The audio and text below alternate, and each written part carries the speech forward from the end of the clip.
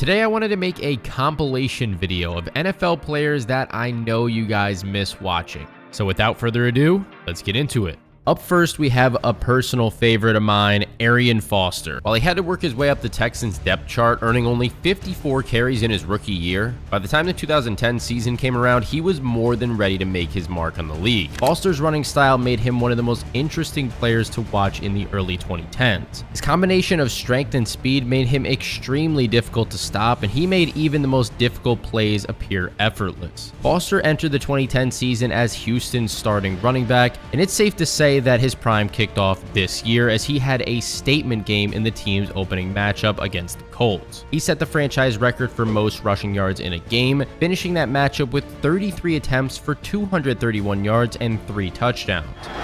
Foster, right side, touchdown! Along with having the best day on the ground in franchise history, Foster also set the mark for the second most rushing yards in a Week 1 game in NFL history, finishing only behind O.J. Simpson, who picked up 250 yards in Week 1 of the 1973 season against the Patriots. He simply could not be stopped, and he carried the Texans to an easy 34-24 win to open up the year. This was far from the only time that he earned a place in the Texans record books this season also. In Week 4 against the Raiders, just 2 quarters after being benched after losing a fumble, Foster set the record for the longest rushing touchdown in Houston's history, which was 74 yards at the time.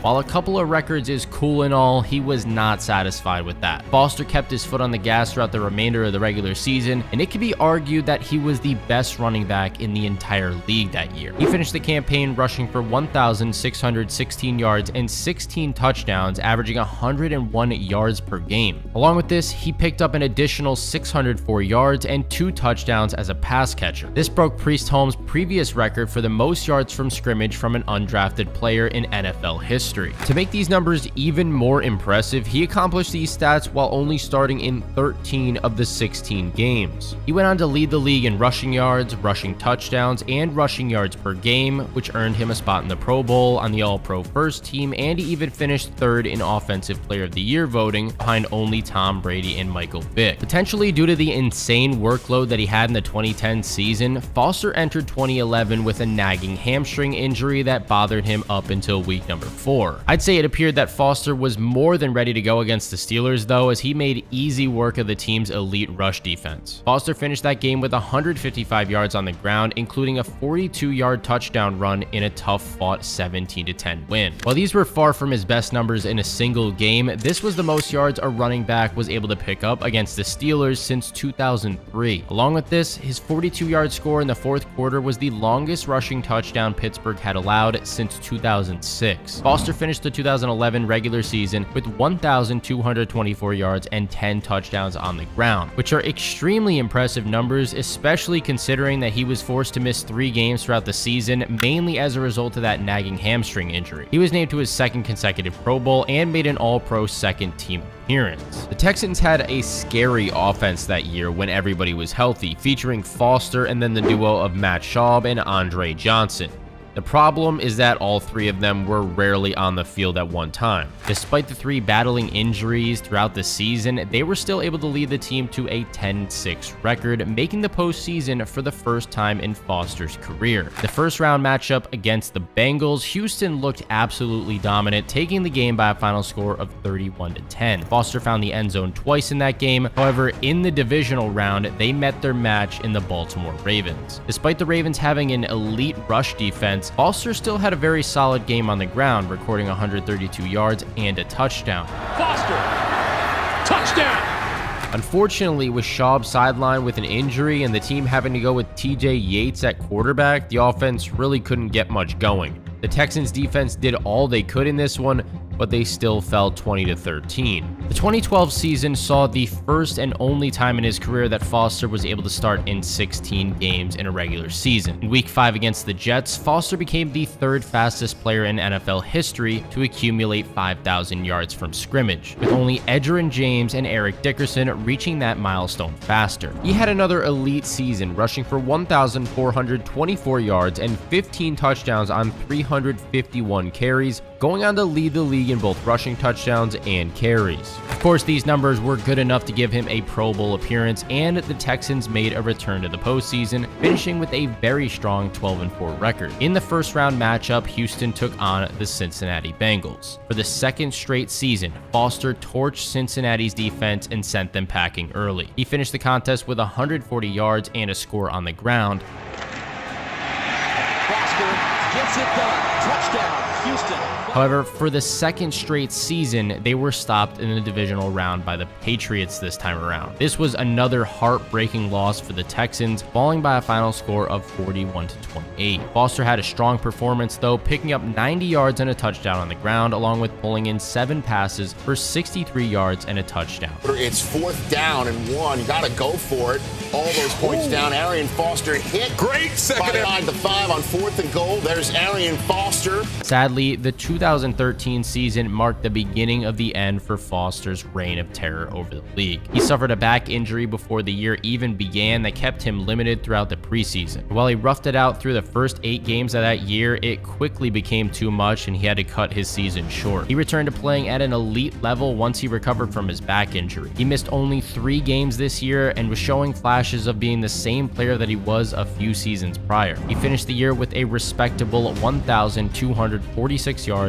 and 8 touchdowns on the ground. This was enough to earn him his final Pro Bowl appearance of his career. He spent the remaining 2 seasons of his career in a constant fight with injuries, only being able to take the field 8 times over that span. The insane workload that he took on during his prime with the Texans had to be a main cause of Foster's decline. After years of being a workhorse back, he could no longer handle it anymore. This was a relatively short prime of 4 elite seasons in 5 years, but this could also be one of the main reasons why Foster is rarely talked about despite his dominance over that span. To this day, he is still the greatest running back in Texans history, holding 4 of the top 5 spots in franchise history for single season rushing yards. Up next, we have LeSean McCoy. As an Eagles fan, this one hits home for me. A reasonable Eagles fan, that is, don't get it twisted. All right, I'm not fighting people in the crowd, but Shady was an elite speed back who could turn on the afterburners and score on any given play. Pairing this with his one-of-a-kind ball carrier moves, and there were very few defenders that even had a chance of getting a hand on him in the open field. While he posted over 1,000 yards on the ground in the 2010 season, his prime really didn't kick off until 2011. Even though he couldn't be stopped, he wasn't quite getting the carries necessary to lead the league in stats such as rushing yards. There were a handful of games where he received less than 15 carries. Looking back at Arian Foster, there were games where he would get the ball over 30 times, but Shady didn't need the ball that many times to make things happen. The Eagles finished the season with an 8-8 record, but coincidentally, they were 5-1 in games where Shady rushed for over 100 yards. Despite his inconsistent workload depending on the game script, McCoy still had a very strong season, rushing for 1,309 yards and 17 touchdowns, along with leading the league in rushing touchdowns.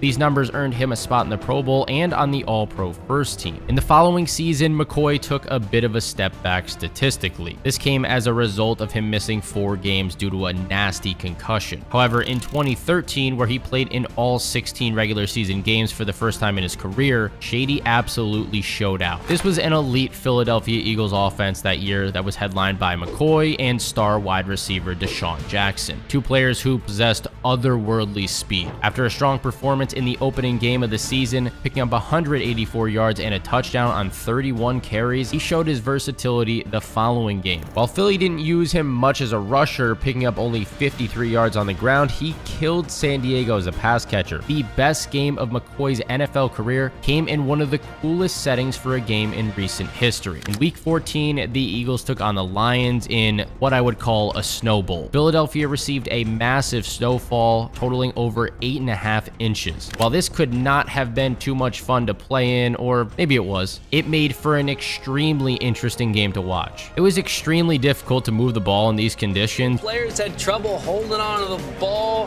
Nobody could hold on to that thing. And on paper, shifty and speedy players like Shady should have had an awful game, but after a second half explosion, McCoy set a career high 217 yards on the ground. If you're the Eagles, you know you're giving it to LeSean McCoy. He just made people look silly in the white stuff. He's nice. Not only was this a career game for Shady, but it also set the franchise record for the Eagles, the previous record being held by Steve Van Buren at 205 yards. Games like this one propelled McCoy to leading the league with 1,607 yards on the ground, and along with this, he also led the league with 314 carries and 100.4 rushing yards per game. These very impressive numbers earned him another Pro Bowl and All-Pro first-team appearance. Along with this, he finished second in Offensive Player of the Year voting, losing the award to only Peyton Manning. Philadelphia made the postseason for the first time in Shady's prime that year, taking on the Saints in the wild card round. He had a solid showing, posting 77 yards and a touchdown. However, the Eagles came up just short, losing 26-24. And thanks to Chip Kelly, after this season, McCoy spent only one more year with the Eagles. So his first meeting, though, he calls me up and said, hey, I got a team meeting next week or whatever, you know, because off season. I said, yo, I'll be there, you know, I'll be there with all that. So I called him back probably like 2 days later, like, yo, look, my best friend died. My best friend's dad died. So I'm going to the funeral and all that. So I can't make it to the first meeting. He says, cool. He calls me back. Hey, LeSean takes a deep breath. So I'm like, all right, some bullshit about to happen. Okay, I could just hear it. He says, I really need you there, man. One of our best players, one of our leaders, got to be there in my first meeting. So I said, well, look, man, I ain't going to be there, coach. I told you this. I'm not going to a new relationship, I'm not going to lie to you. I think that caused a rocky start, right? So that was my first rocky relationship with him. And since then, I mean, y'all know the story. It's been bad. His final year with the team came in 2014. He was still playing at a very high level and even became the all-time rushing leader in Eagles history during that season. He finished the year with 1,319 yards, which ended up being third in the league and only 5 touchdowns on the ground. While he struggled to find the end zone, this was due to the lack of touches that he received around the goal line. He was splitting carries with Darren Sproles and Chris Polk in most goal line situations. Despite this, McCoy made a return to the Pro Bowl, and in the offseason, he was traded to the Buffalo Bills for Kiko Alonso. Trash trade. Absolutely terrible trade for the Eagles, just because Kiko was from Oregon and so was Chip Kelly. That's why I traded for him, okay?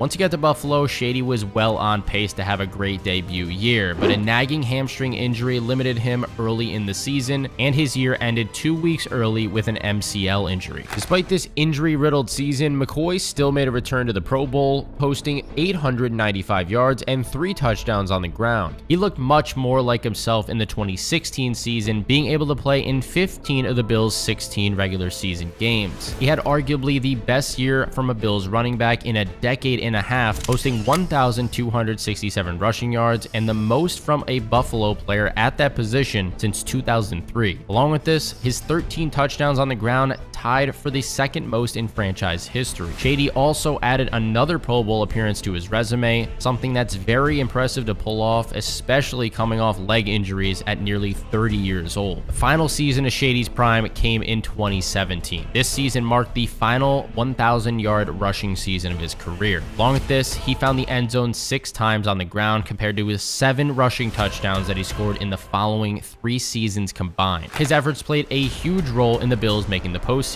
and he was named to the Pro Bowl for the 6th and final time in his career. In the playoffs, the Bills took on the Jaguars in the wild card round. This was a defensive battle on both sides, and the Jags did an incredible job of keeping Shady in check. 2nd and 5. McCoy knocked down. That's where they're going. With McCoy. While he failed to find the end zone, he still had a solid game with 75 yards on the ground and pulling in 6 passes for 44 yards. All that work wasn't quite enough though, with Jacksonville still coming out on top by a final score of 10-3. Shady's decline primarily came as a result of his age. Once he hit that 30 mark, he began to fall off statistically, but that's not something out of the ordinary. Players like McCoy, who rely heavily on their speed and agility, typically begin to lose their edge much sooner than 30. While he served mainly as a backup running back in his final 2 seasons, I was glad to see him come away as a 2-time Super Bowl champion as a member of the Chiefs with Andy Reid once again. and with Tom Brady and the Bucs. Up next, we have DeMarco Murray. He spent his first 2 years in the league establishing himself as the starting running back for the Cowboys after being selected in the 3rd round of the 2011 NFL Draft. While he had earned the spot roughly halfway through his rookie season, a sprained foot messed up what should have been his first full season as the team's starter. He was forced to miss 6 games, but when he was back on the field, he showed flashes of being a truly special back. Touchdown! Throughout his prime, Murray was the center of some criticism for his running style, as it was just a bit unconventional. He almost strictly ran upright, making it easier for defenders to place a hit on him. However, this is what set Murray apart from other top talents at the position. He fully embraced this additional contact that his running style drew, and at many times it seemed like he even enjoyed it. Murray was a violent runner who at times looked like he could run through a brick wall if it was in front of him. He was also the missing piece at the running back position the Cowboys desperately needed to round out that high-powered offense that also featured the quarterback wide receiver duo of Tony Romo and Des Bryant. He got his 2013 campaign off to a hot start in week number 3 when Dallas took on the Rams. Murray posted a season high 175 yards on the ground and also found the end zone. This was a cakewalk of a win for the Cowboys, and they made easy work of the Rams in this one, coming out on top by a final score of 31-7. Murray was well on his way to having his best season of his career. However, he was forced to miss 2 games following an MCL sprain in week number 6. Despite missing those 2 games, he still finished the regular season with 1,121 yards and 9 touchdowns on the ground. This earned him the first Pro Bowl appearance of his career. Despite the 2014 season being Murray's 4th in the league, it was the first in which he was able to start in all 16 games. He took full advantage of his health this season and took the league by storm. It can be argued that Murray was the best running back that the entire NFL had to offer that season. While the Cowboys had a fair amount of weapons on the offensive side of the ball, Murray was a huge beneficiary of Dallas's elite offensive line and completely dominated the league. After the team's Week 8 loss to Washington, Murray broke Jim Brown's record for the most consecutive 100-yard rushing games to open up a season. This is a record that had been in place since 1958. However, his strongest showing of the season did not take place during the record-breaking stretch. This came in Week 14 when Dallas took on the Chicago Bears. Murray completely dismantled the Bears defense on that day, picking up an insane 179 yards and a touchdown on the ground. Well, it was right. You got to go for it. I mean, he had a lot of momentum going in. This offensive line was playing well. The Cowboys came out on top by a comfortable 41-28 margin. By the time the regular season came to an end, Murray had racked up 13 touchdowns and 1,845 yards on the ground on 392 carries. He went on to lead the league in all 3 of these statistical categories. This earned him another trip to the Pro Bowl, but he also made an appearance on the All-Pro First Team, took down the Offensive Player of the Year award, and even finished 3rd in MVP voting, only behind Aaron Rodgers and J.J. Watt. This incredible year on the ground from Murray played a huge role in the Cowboys making the playoffs for the first time in his career. In the wild card round, they took on the Detroit Lions. Now, Murray continued his dominant style of play from the regular season and was the deciding factor in this matchup. He finished the contest with 75 yards on the ground and a touchdown. And here comes DeMarco. Exactly. While the Lions did a better job than most teams in slowing him down, this rushing touchdown began the comeback that saw Dallas score 17 unanswered points to win the game by a final score of 24-20. In the divisional round, the Cowboys would meet their match in the Green Bay Packers, though. Murray once again showed out in this one, proving that the bright lights of the playoffs did not faze him in the slightest, as he picked up 123 yards and a touchdown on the ground. It's Tyler Clutch time to make a block. Touchdown, DeMarco Murray. Unfortunately, even this strong rushing performance was not enough for Dallas to come out with a win, and they fell by a final score of 26-21. Shockingly, this went on to be his final game with the Cowboys, and he went on to sign with Dallas's division rival, the Philadelphia Eagles. Without the elite offensive line of Dallas blocking for him, Murray took a huge step back in his debut season in Philly. After only accumulating 11 yards on the ground throughout his first 2 games, Murray set the record for the least amount of yards a player had ever had 2 weeks into the season after winning a rushing title the year prior. To make matters even worse, he was forced to miss the following following week with a hamstring injury. This 2015 season brought the momentum that Murray had built up over the past few years to a screeching halt. In fact, he lost his starting job to Ryan Matthews and Darren Sproles and went on to only start in 8 of the 15 games that he played in this season. This was a year that Murray would have rather everybody forgot, and many believe that he would never be the running back that he was just 1 year prior. The 2016 season marked the final year of Murray's prime. In the offseason, he was traded from the Eagles after just 1 year with the team. This deal sent him to the Tennessee Titans along with a 2016 4th-round pick for a Titans 2016 4th-round pick. Obviously, John and Coach Malarkey for giving this exciting opportunity to join a prestige organization, and it goes without saying. I know there's a lot of hard work to do, and I look forward to competing every day alongside my teammates and bring a lot of joy and promise. While he was far from the same back that led the league in rushing yards in 2014, Murray was playing at a much higher level in Tennessee than he was in Philadelphia. He was able to take the field and start for the Titans in all 16 regular season games. Murray put together an elite 5-game stretch from week 6 through week 10 in which he found the end zone on the ground at least once a game. He finished the year with 1,287 yards and 9 touchdowns on the ground, earning him the 3rd and final Pro Bowl appearance of his career.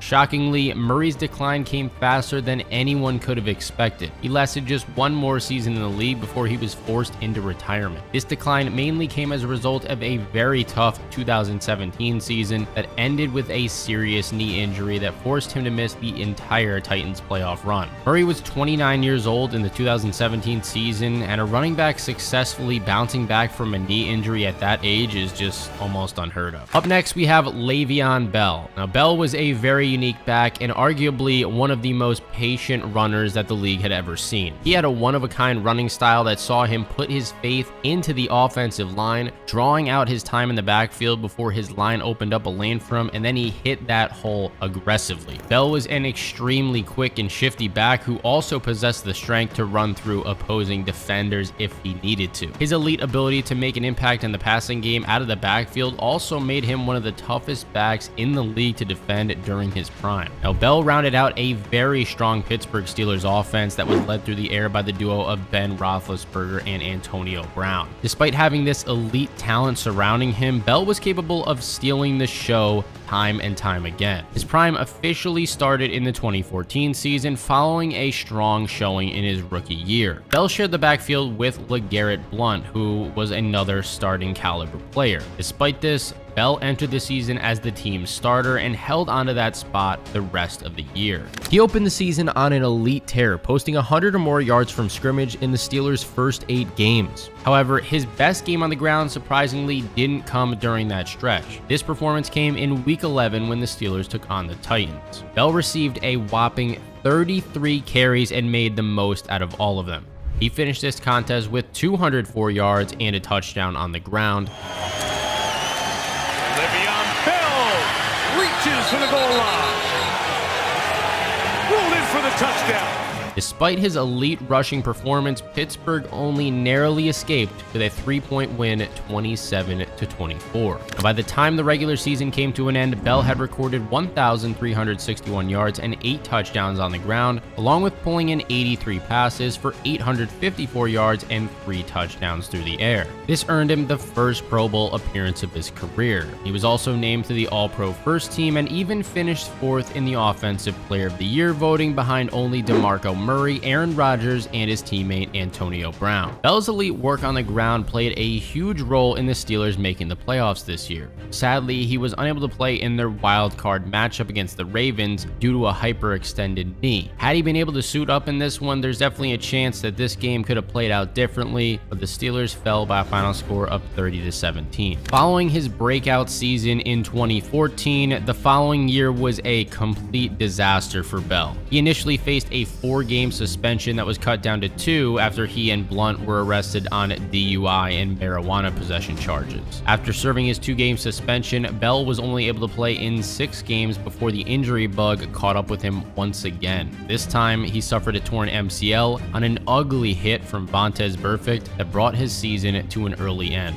On this pass from Ben Roethlisberger, going out of bounds, gets rolled up on both legs crumple underneath, and you see Bell immediately grabbing his right knee. The 2016 season started very similarly to 2014 for Bell. He started the year once again on the league's suspended list, this time facing 3 games after violating the league's substance abuse policy. Despite getting a late start to the season, he more than made up for it. Bell had arguably the best game on the ground in Steelers history in Week 14 against the Buffalo Bills. He was a man amongst boys in this game and arguably single-handedly won this matchup for the Steelers. He finished the matchup with an insane 236 yards and 3 touchdowns on the ground while pulling in 4 passes for another 62 yards. Bell's 3 touchdowns alone would have won Pittsburgh this game. However, they still came out on top by a final score of 27-20. This was a record-setting day for Bell. He set the Steelers franchise record for the most rushing yards in a game with his 236-yard effort. Despite spending 3 games sidelined with a suspension and sitting out the final week of the year after the team had already clinched a playoff spot, Bell still picked up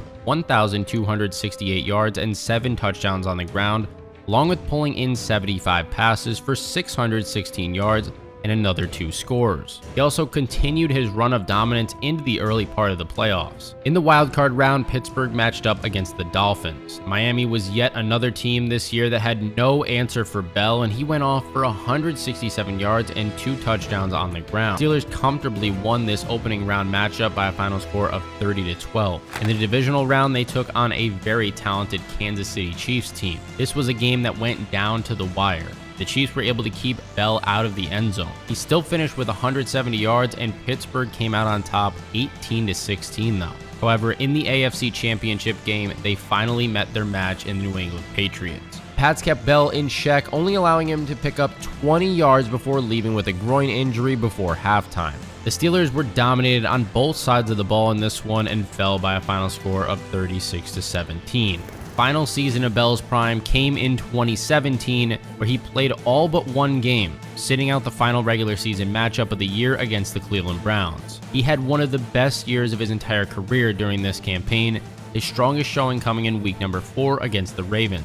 In this matchup, Bell was able to pick up 144 yards and 2 touchdowns on the ground in a dominant 26-9 win. Give it to Bell. Bell is in. Touchdown Steelers.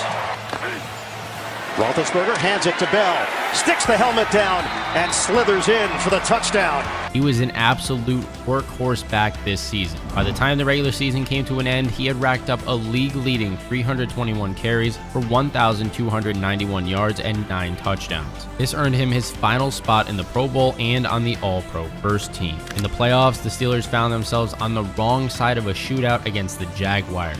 Bell had a well-rounded game, picking up 67 yards and a touchdown on the ground, along with pulling in 9 passes for 88 yards and a score. However, all that work from him was still not enough, and the Steelers were narrowly beaten 45-42. In the offseason, Bell and the Steelers were in heated contract negotiation. He spent the previous season on the franchise tag and made it clear he would not play if he was tagged again. After turning down a 5-year, $70 million deal, he did just that and sat out the entirety of the season. Bell was never really the same back again after he returned. The heavy workload and injuries he went through as a member of the Steelers, along with joining the Jets and failing to reclaim his top running back status in the league, spelled the beginning of Bell's decline. Now we're going to take a look at the prime of Maurice Jones-Drew. Now it took a while for Jones-Drew to break through as the starting running back for the Jacksonville Jaguars, as the team already featured Fred Taylor. But after outplaying Taylor during the 2008 season, Jones-Drew finally earned his shot as the team's starting running back heading into the 2009 season. To Maurice Jones-Drew, and he pushes his way to the end zone.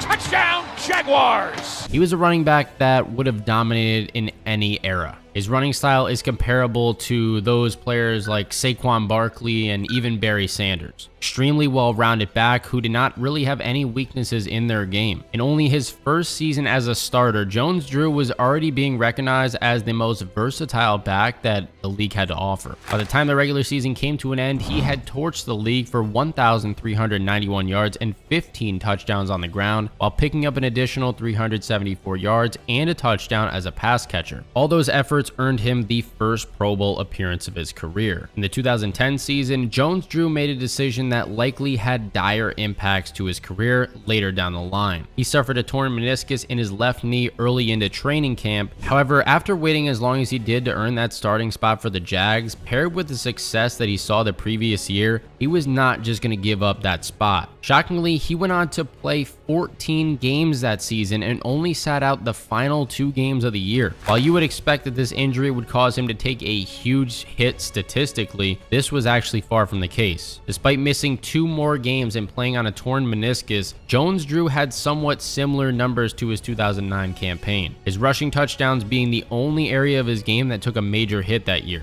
He finished the regular season with 1,324 yards and 5 touchdowns on the ground, along with 317 yards and 2 touchdowns on only 34 receptions. Jones-Drew made a return to the Pro Bowl in what is one of the craziest, least known about seasons in recent NFL history. The final year of his prime came the following year in 2011. This was by far the strongest showing from Jones-Drew in his entire time in the league. He was a one-man machine on offense and was doing everything in his power to keep the Jaguars' heads above water. His best game of the year and arguably his entire career came in Week 14 when the Jags took on the Bucs. Jones-Drew proved exactly why he was looked at as the most versatile player at his position, finishing the contest with 85 yards and 2 touchdowns on the ground, along with 51 yards and 2 additional touchdowns on 6 catches. He finished the game with 24 points all on his own, setting the record for most points scored by a single player in the 2011 season. Jones-Drew could have hypothetically won this game all by himself with his 24 points as the Jags came out on top by a final score of 41-14. This level of dominance in every aspect of the game defined his 2011 campaign. He finished the regular season with 1,606 yards and 8 touchdowns on the ground on 343 carries, leading the league in both carries and rushing yards.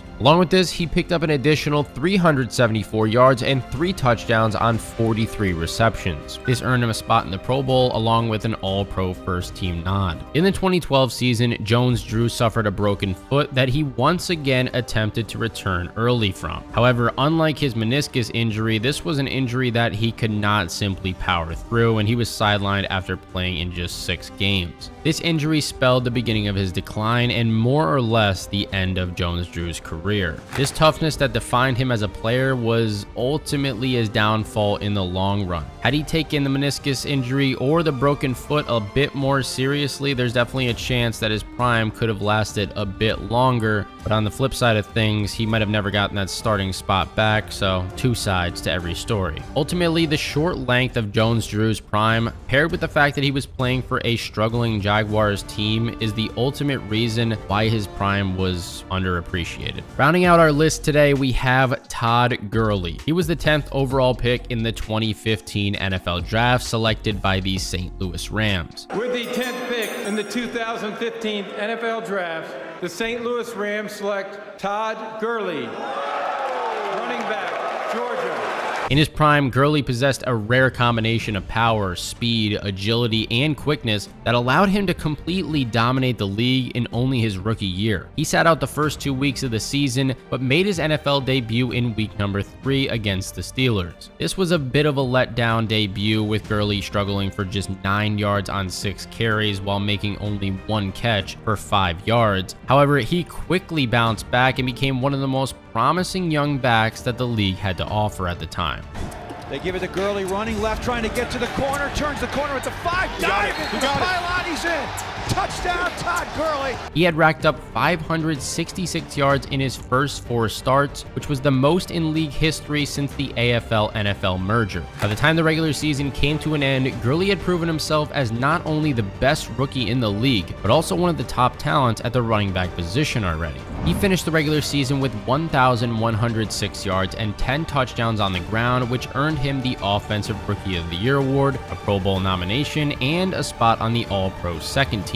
After a very impressive rookie year, Gurley took a massive step back in the 2016 season. Many were beginning to believe that this was a one-season wonder incident, and he was well on his way to becoming a bust. He failed to rush for over 100 yards in a single game that year, and in 5 of his 16 starts, he was held to under 50 yards. Gurley averaged a measly 3.2 yards per carry that year, and this is one that he would more than likely wish people forgot about. This more or less killed all the momentum that he had going for him after an elite rookie season, and he would have to once again prove himself as that elite level talent. With his back against the wall heading into the 2017 season, Gurley completely showed out and proved the haters wrong. The hiring of head coach Sean McVay completely revolutionized this Rams offense and likely saved Gurley's career. While his season got off to a slow start, only able to pick up 40 yards on the ground in game number 1, he was able to find the end zone. In week number 4 against the Cowboys, he proved why he was much more than a one-dimensional back, and he could also contribute in the passing game. Fake to Austin.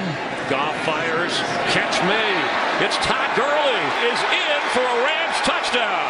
He finished the contest with 121 yards on the ground and 94 yards and a touchdown as a pass catcher. While these 215 yards from scrimmage are great, they pale in comparison to what he had in store for his final regular season appearance. In week 16 against the Titans, Gurley once again controlled every facet of the offense. On the ground, he torched the Titans for 118 yards. However, he had an even stronger showing as a pass catcher, pulling in another 10 passes for 158 yards and 2 touchdowns. By the time the regular season was over, he was once again considered as one of the top talents at the running back position. He recorded 1,305 yards and led the league with 13 rushing touchdowns. Along with this, he put up 788 yards and 6 touchdowns on 64 catches. He earned himself a spot in the Pro Bowl, the All-Pro First Team, won the Offensive Player of the Year, and even finished in second place for MVP, just behind Tom Brady. It was very clear at this point that the new offensive scheme completely unlocked Gurley's potential. Along with this, the Rams made their first postseason appearance of his career. However, this was a very short-lived playoff run as they were defeated in the first round by the Falcons by a final score of 26-13. Gurley had a solid game in this one, picking up 101 yards on the ground on just 14 carries. Sadly, the 2018 season marked the final year of Gurley's prime. While he took a slight step back in terms of rushing yards, he was a beast around the goal line. 4th and goal from the 1, and they give it to Gurley, and he could have run 20 yards. Once again leading the league in rushing touchdowns, this time with 17. Gurley, straight ahead, to the goal line, touchdown! He made a return to the Pro Bowl and the All-Pro First Team, and the Rams were one of the most hyped-up teams in the entire league. They lived up to this hype as well, taking down the Dallas Cowboys in the divisional round of the playoffs 30-22. Gurley, lot of room, inside the 20, he is gone, touchdown! Before narrowly defeating the Saints 26-23 in the NFC Championship game. Over this stretch, Gurley accumulated 125 yards and a pair of touchdowns on the ground. In the Super Bowl, they faced off against the New England Patriots. This game wound up being a defensive battle, with Gurley not being able to get anything going on the ground, being held to just 35 yards. The Rams fell just short of glory in this one, losing by a final score of 13-3. Surprisingly, the decline of Gurley began just 1 year after he led the league in rushing touchdowns and played a huge role in his team making it to the Super Bowl. Despite still getting a consistent workload, he just couldn't perform efficiently at all and do anything with his carries. This came as a huge result of his past knee injuries catching up to him, I believe. Back when he went to college at Georgia, Gurley suffered a torn ACL. In 2018, he suffered a sprained knee, and then in 2019, he was diagnosed with arthritis in his left knee at just the age of 25. He did still end up with 14 total touchdowns in 2019 though, but after that year with the Rams, he spent a season with the Atlanta Falcons before remaining unsigned at just 26 years old. From one Falcons running back to another, I want to talk about Devonta Freeman, who was a 4th round pick in the 2014 NFL Draft. He had a quiet rookie season serving strictly as a backup, but he broke out the following year after taking over that starting spot. He finished his 2015 campaign with 1,056 yards and 11 touchdowns on the ground, leading the league in rushing touchdowns. This earned him a spot in the Pro Bowl and on the All-Pro Second Team. Freeman carried that momentum into the following season as well, in which he was a huge part of the elite Atlanta Falcons offense that led the team to a Super Bowl appearance.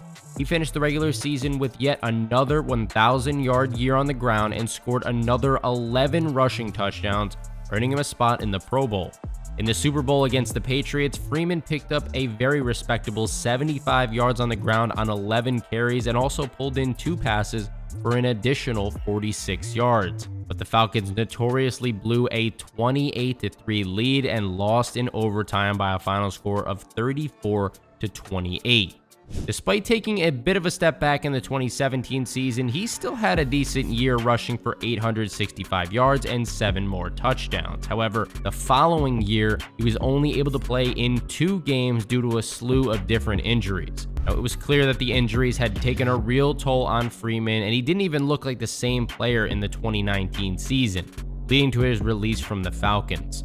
In his final 2 years in the league, he played for the New York Giants and Baltimore Ravens, struggling to perform anywhere near his elite 2-season run in Atlanta. These injuries and lack of production took Freeman from being a running back who led the league in rushing touchdowns and a member of the All-Pro second team to out of the league in only 6 seasons.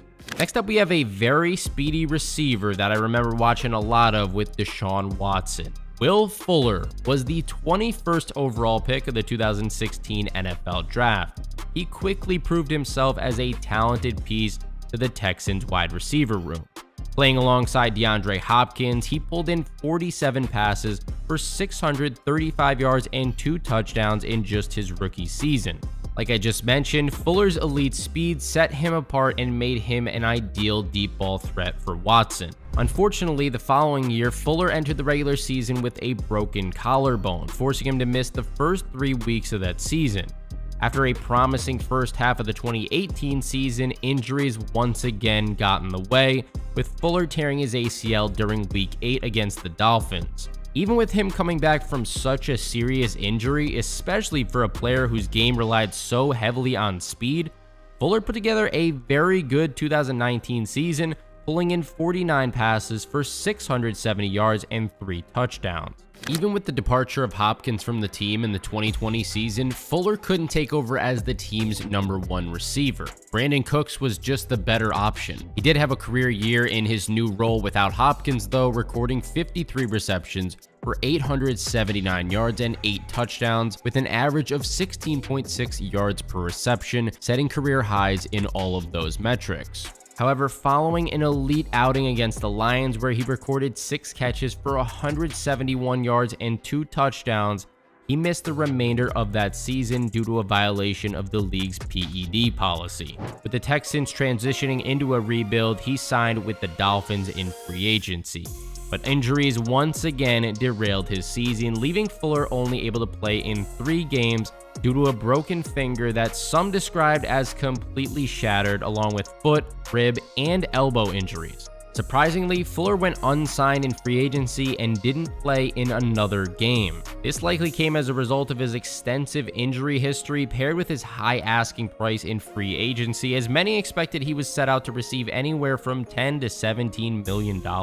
Despite being an undrafted free agent heading into the 2018 season, running back Phillip Lindsay burst onto the scene in his rookie year with the Denver Broncos. Despite only starting in 8 games, he racked up 1,037 yards and 9 touchdowns on the ground, earning himself a spot in the Pro Bowl.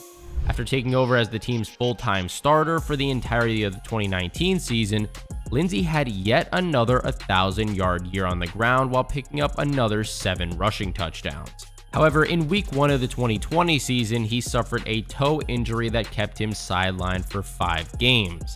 After finishing that season on injured reserve, the Broncos allowed Lindsay to walk in free agency, and he signed with the Texans.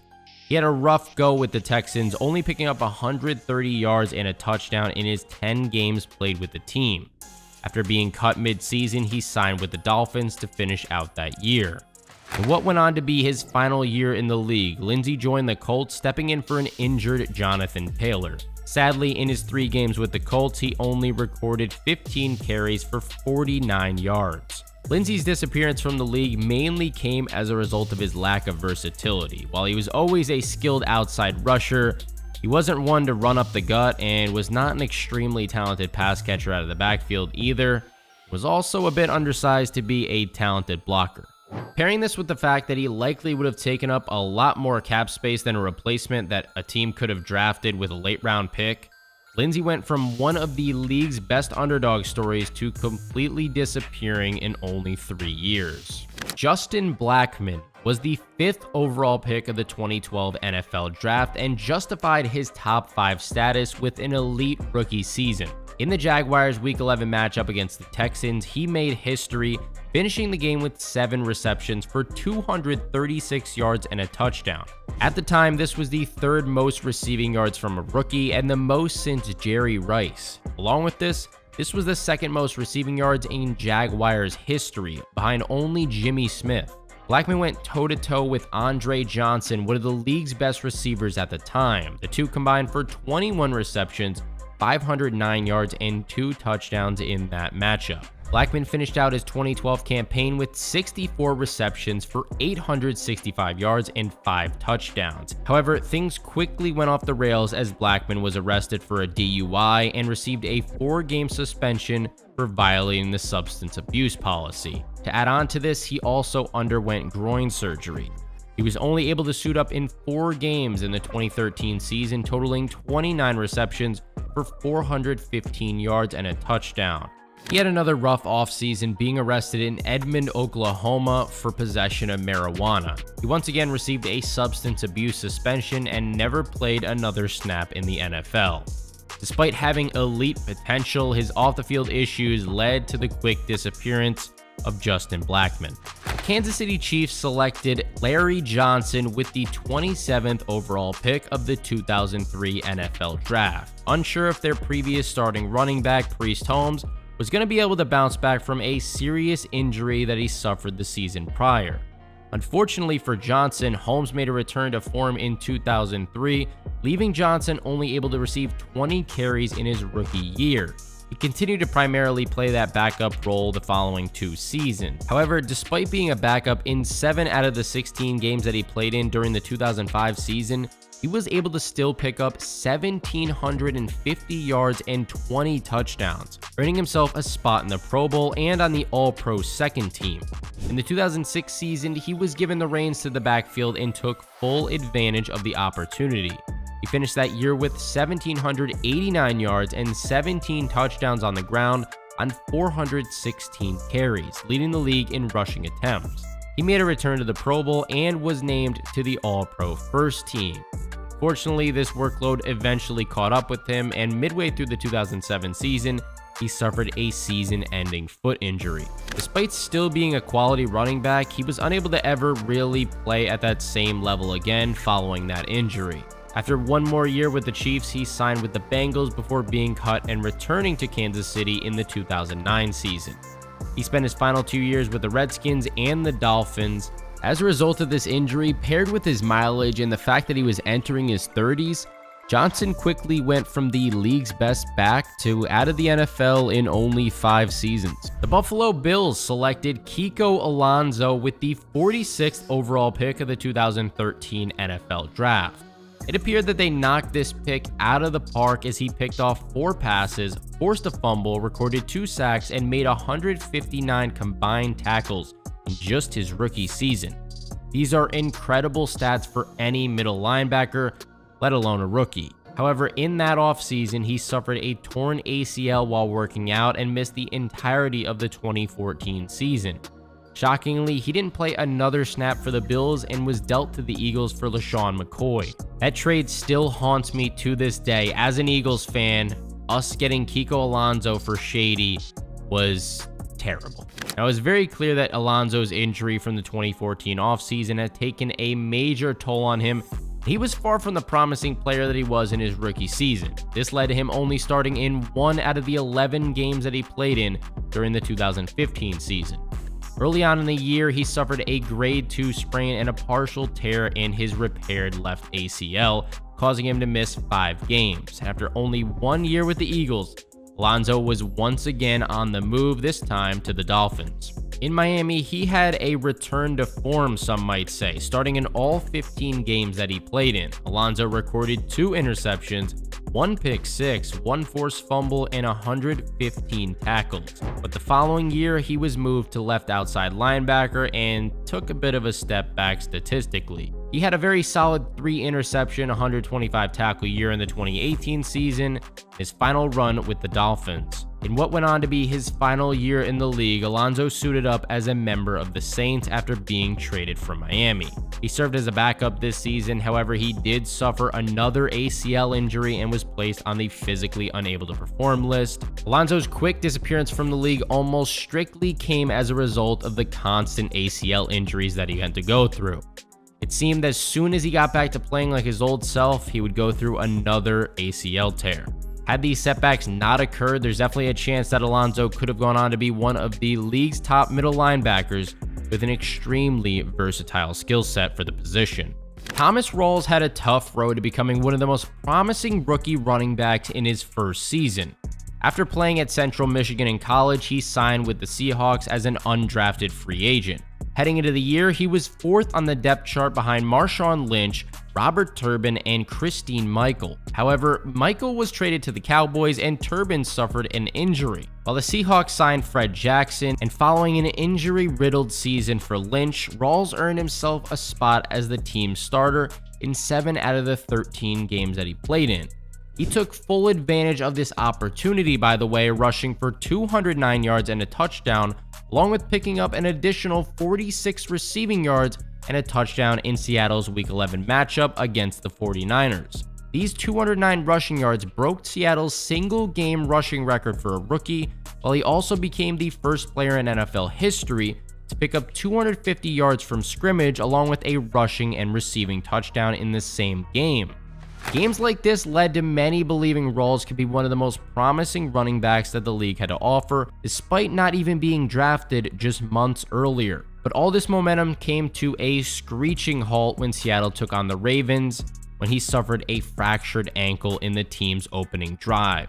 Despite this injury, Rawls still had a very successful rookie year, picking up 830 yards and 4 touchdowns on the ground, along with rushing for 5.6 yards per attempt, leading the league in that metric. He made a return to action the following year, however, just 2 games into the year, he suffered a fractured fibula against the Rams, finishing the matchup with -7 yards on the ground on 7 attempts. He was only able to play in 9 games, starting in 7 of them, and took quite a step back statistically. This regression continued in what went on to be his final year in the league in 2017 with the Seahawks. After his 3-year stint in Seattle, he played 1 more game before his eventual retirement from the league. In this contest, as a member of the Bengals, Rawls did not receive a single carry. His disappearance from the league boils down to his ankle and leg injuries that killed all the momentum that he had before. He had an extremely impressive rise in his rookie season, going from a 4th-string undrafted free agent to the starting running back of the Seahawks. His 5.6 yards per carry in that season, paired with his historic game against the 49ers, proved that he had the potential to be a perfect second option to Marshawn Lynch. However, as a result of these injuries, he disappeared from the league just 3 years after making history in his rookie season.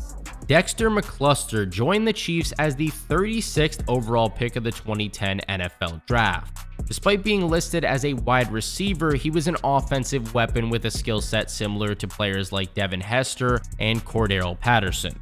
In his NFL debut when Kansas City took on the Chargers, McCluster became the youngest player in Chiefs franchise history to score a touchdown, a record that still stands to this day, putting together a beautiful 94-yard punt return.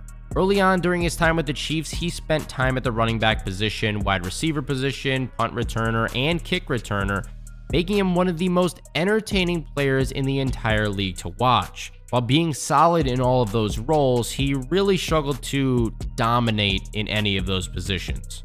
This was until the 2013 season where he proved himself as one of the league's most elite punt returners.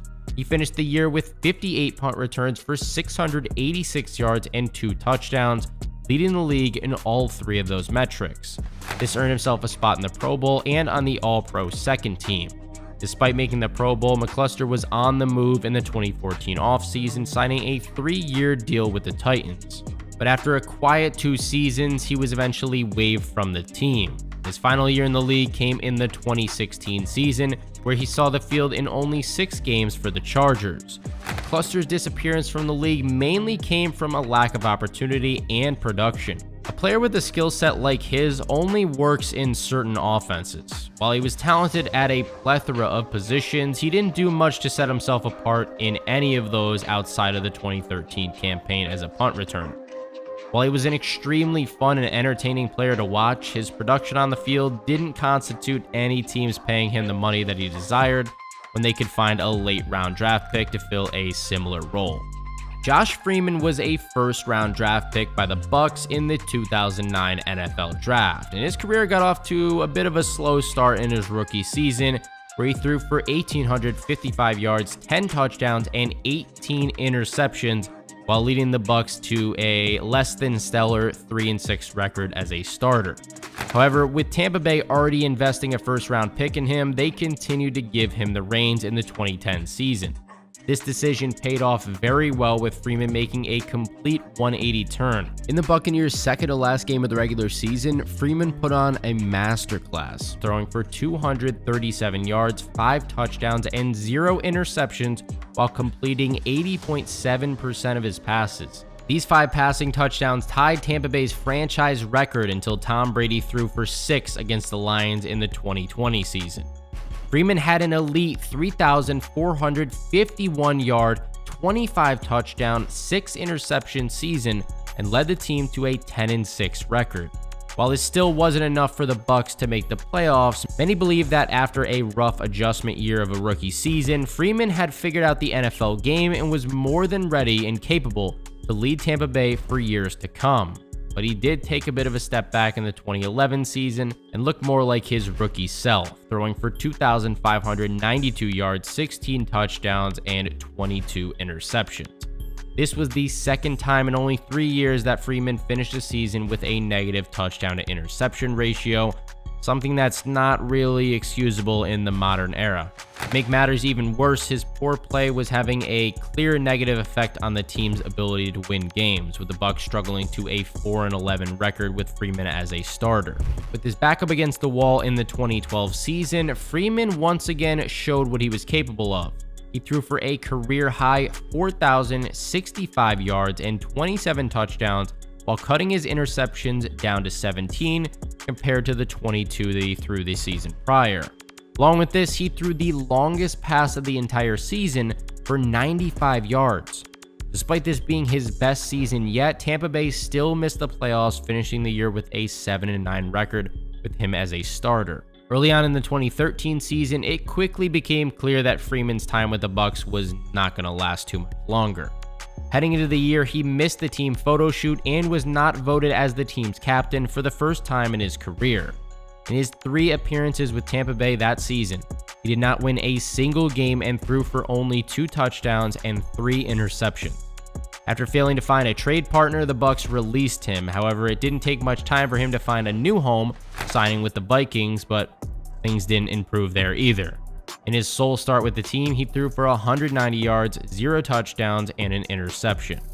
He didn't see the field again until the 2015 season, in which he played only 1 game for the Colts. Freeman didn't turn heads in that matchup either, putting up 149 yards, 1 touchdown, and 1 interception.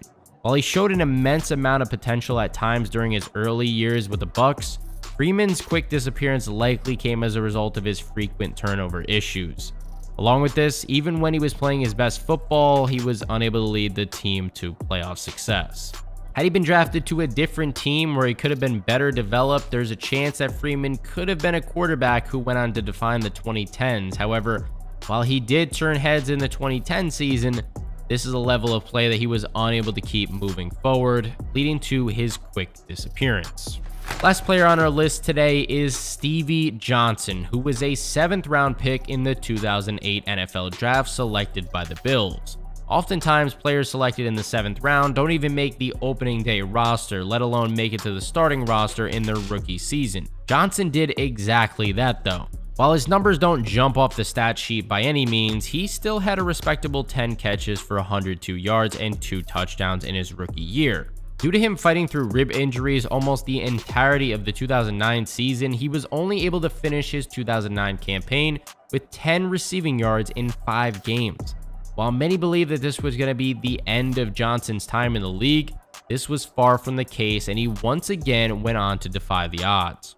Johnson went on to have a breakout year in 2010 and became quickly one of Bills quarterback Ryan Fitzpatrick's favorite targets.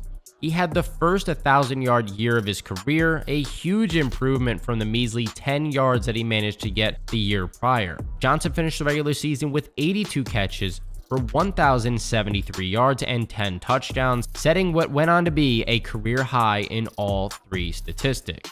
While overall this was an incredible year from Johnson, arguably his most memorable moment from this season is one that he wished people would forget about. In week number 12, Buffalo took on the Steelers, and this was an elite Pittsburgh team at the time, came into this game with a 7-3 record, while the Bills were struggling at 2-8. Despite this, Buffalo found themselves in a perfect position to win the game late in the fourth quarter. Johnson took this mistake to heart, going as far as taking it to Twitter after the game to blame God himself, saying, "I praise you 24/7, and this is how you do me. You expect me to learn from this? How? I'll never forget this ever." Thanks though. While later in life he's gone on to come to terms with this monumental mistake, Johnson did not let this drop kill his career.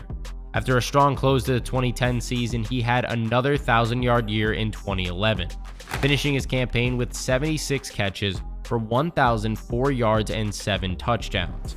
In 2012, he had his third straight 1,000-yard year and continued to prove himself as an elite deep ball threat, averaging 13.2 yards per reception for the second straight year. After Fitzpatrick's release from the team heading into the 2013 season, Johnson struggled to form a similar bond with rookie quarterback E.J. Manuel. He saw his targets cut by around 33%, and as a result of this, saw his stats take a massive dip. Following the Bills drafting Sammy Watkins in the first round of the 2014 draft, Johnson was traded to the 49ers. He then saw a reduced role with the 49ers, starting in only one game. And in his final year with the Chargers, he got off to a hot start but was hampered by nagging injuries, the worst of which being a torn meniscus that required surgery. This injury was ultimately the final blow to his career that he could not bounce back from. As a result of the speed that his game depended on, an injury like this, paired with the fact that he was set to turn 30 the following season, it was just too much to come back from, and he was released from the Chargers heading into the 2017 season, disappearing from the league after a very promising start to what went on to be his last year in the NFL. Even though we're not too far removed from the 2000s, some of the players that define the decade have already been lost to history. Today we're going to be breaking down the rise of some of the most forgotten NFL Pro Bowlers of the 2000s, potential reasons why they've been lost to history, what are they up to today. While the best season of Javon Kearse's career came in 1999, he was still a dominant force throughout the early 2000s. In his rookie season in 1999, he was a seemingly unstoppable pass rusher, leading the league with 8 forced fumbles. Along with this, he recorded 14.5 sacks and 15 tackles for a loss.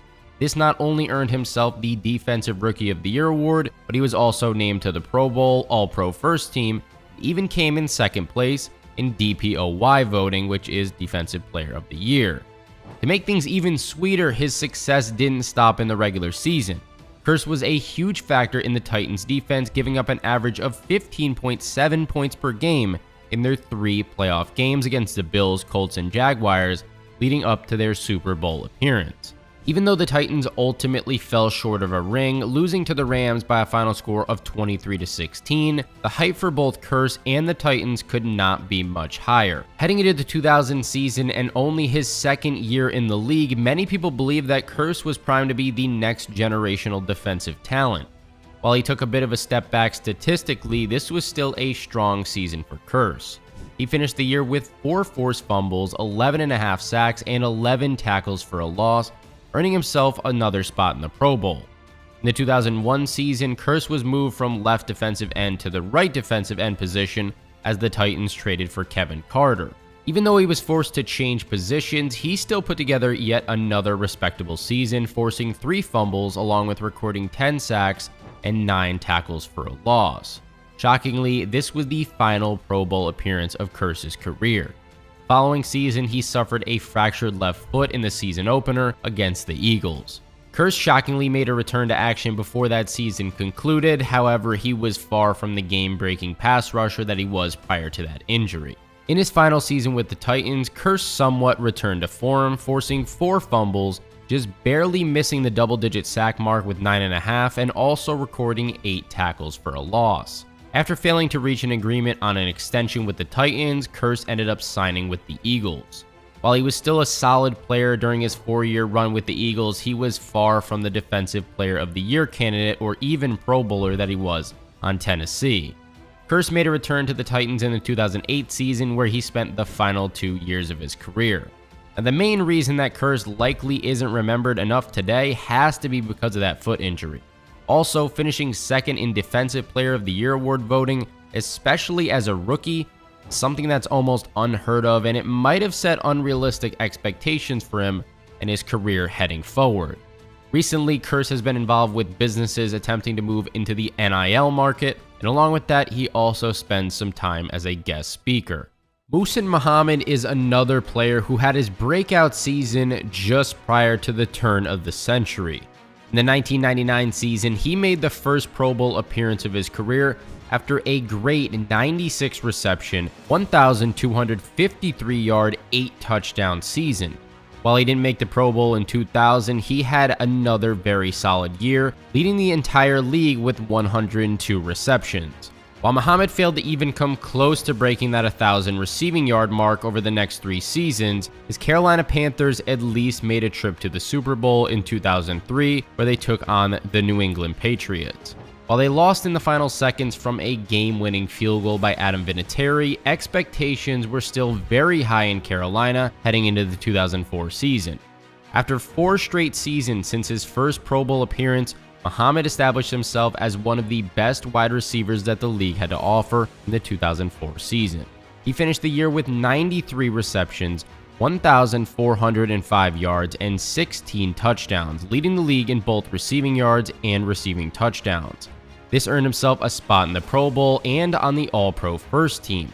However, shockingly, even after a season like this, Muhammad was released from the Panthers. Shortly after he was cut, he signed with the Chicago Bears for a 3-year stint before playing out the final 2 seasons of his career in Carolina once again. Even after such an elite run in 2004, Muhammad surprisingly didn't have another Pro Bowl appearance or 1,000-yard receiving season throughout the remainder of his career. Despite leading the league in receptions, receiving yards, and receiving touchdowns at certain times throughout his career, it adds up why Muhammad is mainly forgotten outside of Panthers fans. For most of his prime years, he was playing alongside and was partially overshadowed by the emergence of Steve Smith Sr. Along with this, his lack of consistency failed to make him a household name, and it also didn't give him the staying power of many of the other wide receivers that he shared an era with. After retiring from the NFL, Muhammad has continued to stay busy. He's a dedicated philanthropist and also is currently working as a managing director at an investment firm that he co-founded. Torry Holt was not only one of the most talented wide receivers of the 2000s, but he was also a part of one of the greatest wide receiving duos of all time alongside Isaac Bruce. The 2000s marked the beginning of Holt's breakout as a premier receiver, but the previous season in his rookie year, Holt had already become a Super Bowl champion, with his Rams winning a thriller against the Titans by a final score of 23-16. Holt had an amazing Super Bowl performance, recording 7 catches for 109 yards and a crucial third-quarter touchdown. He followed up his impressive rookie year in the 2000 season with 82 receptions for 1,635 yards and 6 touchdowns with an insane 19.9 yards per catch. Even though it was only his second year, he still led the league in both receiving yards and yards per reception. This elite season earned him the first Pro Bowl appearance of his career. Holt followed this up with yet another trip to the Pro Bowl in 2001 on the back of an 81 reception, 1,363-yard, 7-touchdown season. The Rams continued to thrive with the offense earning the nickname the greatest show on turf. St. Louis made a return to the Super Bowl, this time taking on the New England Patriots. Unfortunately, the Rams were on the wrong side of this close game, falling by a final score of 20-17 with Adam Vinatieri hitting a game-winning field goal as time expired. Holt had a relatively quiet game against an elite Patriots secondary, finishing that contest with 5 receptions for 49 yards. Despite having another 1,300-yard season in 2002, Holt was snubbed from the Pro Bowl. However, he would not be denied the following season and was arguably the best wide receiver in all of football. He finished that year with 117 receptions, 1,696 yards, and 12 touchdowns, leading the league in both receptions and receiving yards. This effort earned himself another Pro Bowl appearance, along with the first All-Pro team nod of his entire career. Over the next 4 seasons straight, Holt continued to prove his consistency, making the Pro Bowl each year despite transitioning into his 30s throughout this run. His final year in St. Louis came in 2008, which was right when he began to decline. Following the 2008 season, he played his last year with the Jacksonville Jaguars. Despite being one of the most talented wide receivers in the 2000s and even making the Hall of Fame All-2000s team, I haven't heard Torry Holt mentioned in way too long. This is likely because of the elite talent that he shared the field with in St. Louis's offense. Besides Holt, the Greatest Show on Turf also featured elite talent like Kurt Warner, Marshall Faulk, and fellow wide receiver Isaac Bruce. Playing alongside that much Hall of Fame talent makes it pretty easy to become overlooked, whether it's right or not. After retirement, Holt has spent some time as an NFL analyst on NFL Network, and more recently, he's remained close to the game, serving as a high school assistant coach and a wide receivers coach. Remember a couple minutes ago when I mentioned Isaac Bruce? Well, that's who we're talking about next. Bruce already had proved himself as one of the league's premier wide receivers heading into the 2000s.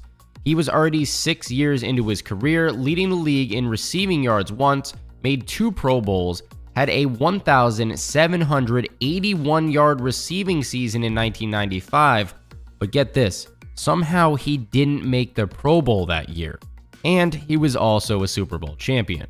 He led the receiving efforts for the Rams in the 1999 Super Bowl matchup against the Titans, finishing that contest with a mind-blowing 162 yards and a touchdown on just 6 receptions. This touchdown came with just 1 minute 54 seconds left in the game and gave the Rams a 7-point lead that they ended the game with.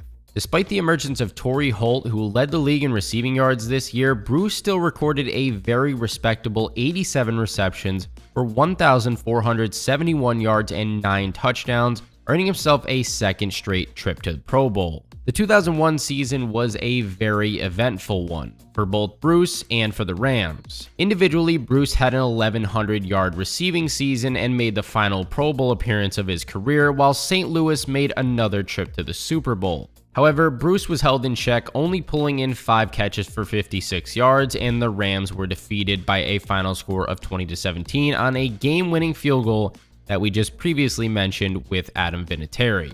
Despite never making another Pro Bowl appearance, Bruce still continued to be a very solid wide receiver, still having 1,000-yard seasons scattered throughout his final 6 years with the Rams.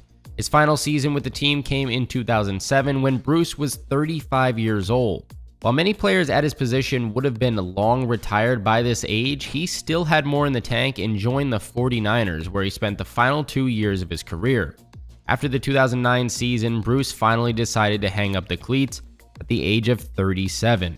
Despite having a Hall of Fame career, Bruce is one of the greats at the position who is not talked about nearly enough. This likely comes as a result of sharing the field with Torry Holt, along with the fact that on a year-by-year basis, Bruce's numbers don't really jump off the stat sheet at you. Despite having a handful of elite seasons, his Hall of Fame resume is built off the back of his longevity and the consistency rather than a generational peak. While this might get you into the Hall of Fame, it's not going to keep you at the top of the minds of NFL fans. Since his retirement, Bruce has dedicated himself to philanthropy, providing tickets to NFL games for kids, along with providing jerseys to youth football teams. Heading into the 2000s, Troy Vincent was coming off the first Pro Bowl selection of his career. In the 1999 season, he led the league with 7 interceptions in just 14 games played. He kicked off the new decade with another trip to the Pro Bowl, this time recording 5 interceptions and 3 forced fumbles.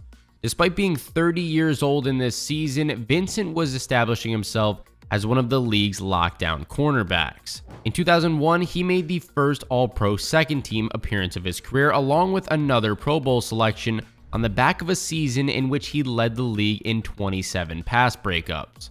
Quarterbacks were finally beginning to clue in on Vincent's talent and began to target the receivers that he was covering less and less. As a result of this, his impact didn't show up nearly as much in the box scores in the 2002 season, where he recorded just 2 interceptions and 15 pass deflections.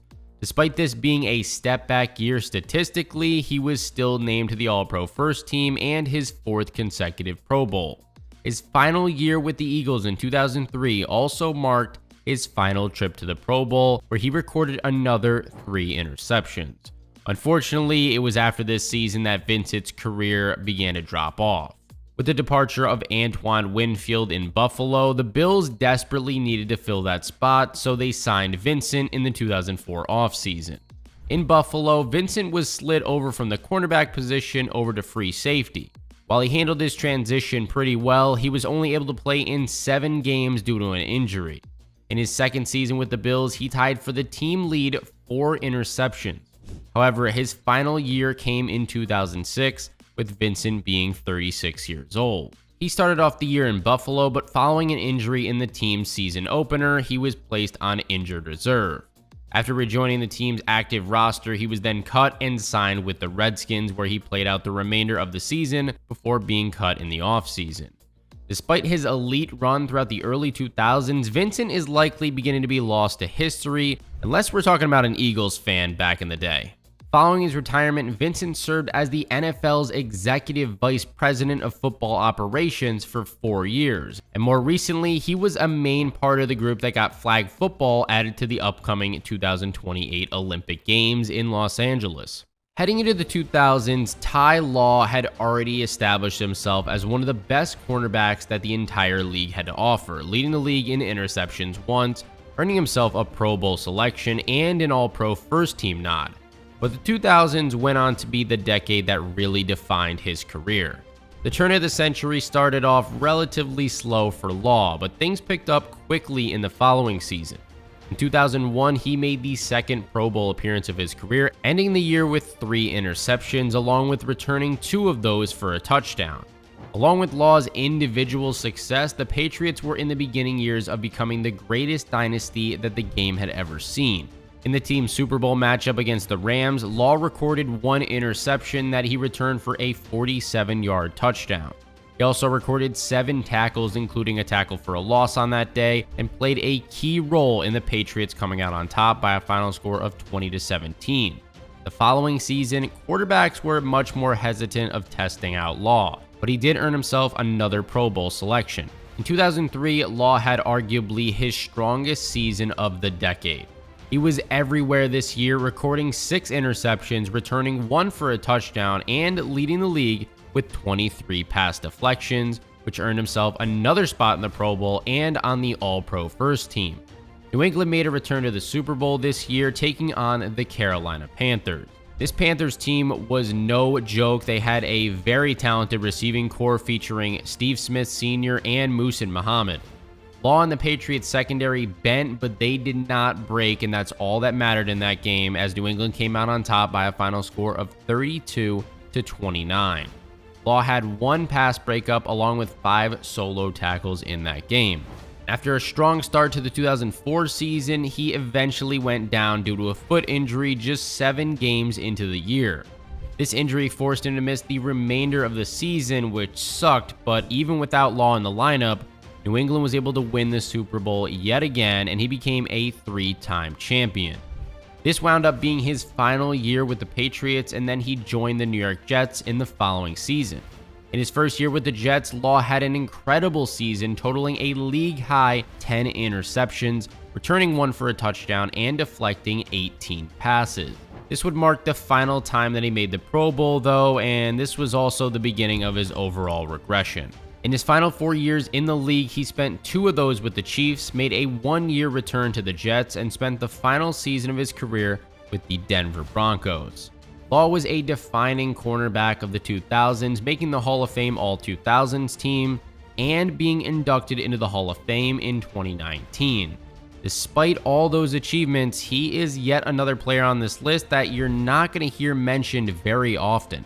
This mainly comes as a result of his best years and most of his Hall of Fame resume being built as a member of those Patriots during the emergence of Tom Brady. Playing on the same team as one of, if not the greatest player of all time is a very easy way to quickly become overshadowed. Since his retirement, Law founded Launch Trampoline Park, where he makes frequent appearances and even participates in trampoline dodgeball games with customers. Deuce McAllister began his career in the midst of the 2000s, with his rookie season taking place in 2001. While the Saints sparingly used him in his rookie season, he broke out in the 2002 season.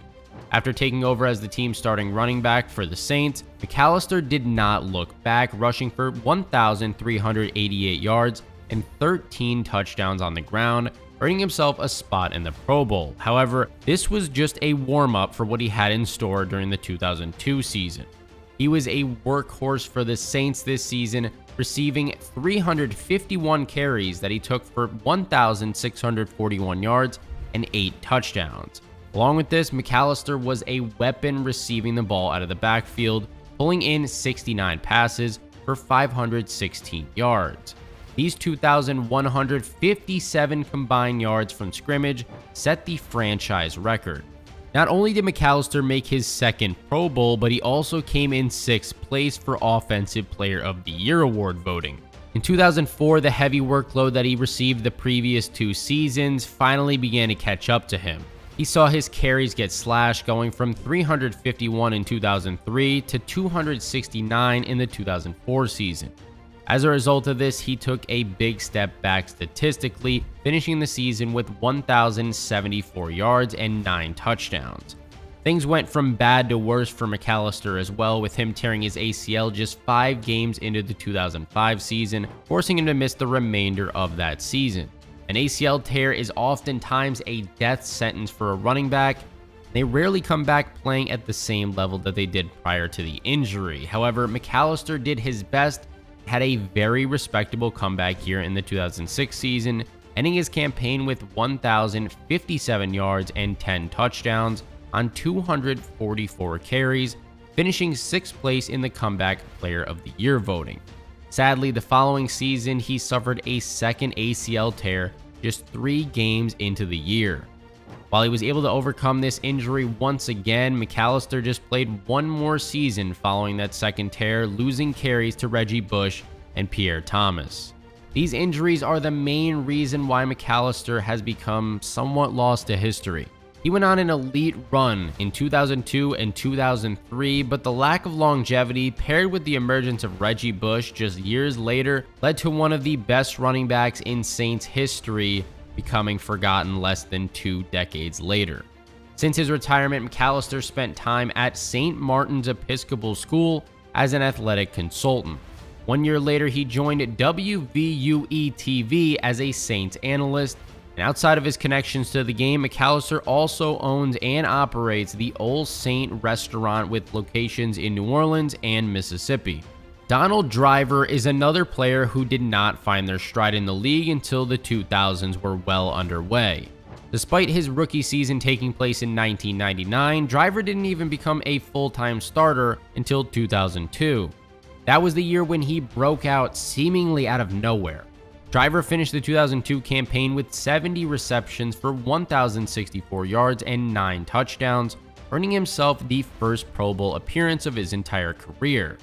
While he had a down year in 2003, he had back-to-back 1,200-yard years in the 2004 and 2005 seasons. Driver made a return to the Pro Bowl in 2006 on the back of a 92-reception, 1,295-yard and 8-touchdown season. Despite taking a bit of a step back statistically the following season, Driver made another Pro Bowl, pulling in 82 passes for 1,048 yards and 8 touchdowns. Even though he was in his mid-30s at this point, Driver continued to prove that he was more than capable as a pass catcher in a loaded Green Bay Packers wide receiver room. Despite missing the Pro Bowl in the 2008 and 2009 seasons, Driver continued to be the definition of a consistent wide receiver, still able to have over 1,000 yards in both of those seasons. While his numbers in 2010 don't jump off the stat sheet by any means, it could be argued that the 2010 season was the most meaningful to Driver's entire career. He finished the regular season with 51 receptions for 565 yards and 4 touchdowns, earning himself his final spot in the Pro Bowl. Along with this, the Packers also went on an elite run throughout the postseason, culminating in a 31-25 win over the Steelers. While Driver was held in check during this game, finishing the contest with only 2 catches for 28 yards, he was still a huge part of Green Bay's offense, even at 35 years old. He played just 2 more years before finally deciding to call it a career following the 2012 season at the age of 37. The reason I think Driver might be getting lost to history a bit here is due to the talent that surrounded him at the wide receiver position during his over decade-and-a-half run with the Packers, playing alongside players like Jordy Nelson and Greg Jennings. Had there not been as much elite talent at the position, there's definitely a strong chance that Driver would still be talked about today, being the main recipient of Aaron Rodgers' pass attempts. Since his retirement, Driver remained active in the philanthropy that he was involved in during his time in the league. During his playing days, Driver took part in over 300 charitable appearances. More recently, he created the Donald Driver Driven to Achieve award that has given away over $1 million to award winners. Along with this, he operates a nonprofit called the Donald Driver Foundation in Wisconsin and Texas. Outside of his charitable work, Driver has also written 3 children's books, one even making it onto the New York bestsellers list. While he's become overlooked for his performance on the field, he has become a household name as of 2012 when he appeared on season 14 of Dancing with the Stars.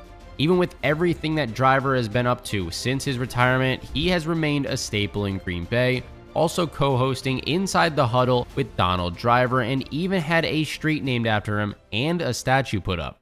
Next player up is Jeremy Shockey, who also showed up a bit late to the 2000s, beginning his NFL career in 2002. However, in his rookie season, he had quite the year to remember, pulling in what would be a career-high 74 receptions along with 894 yards and 2 touchdowns.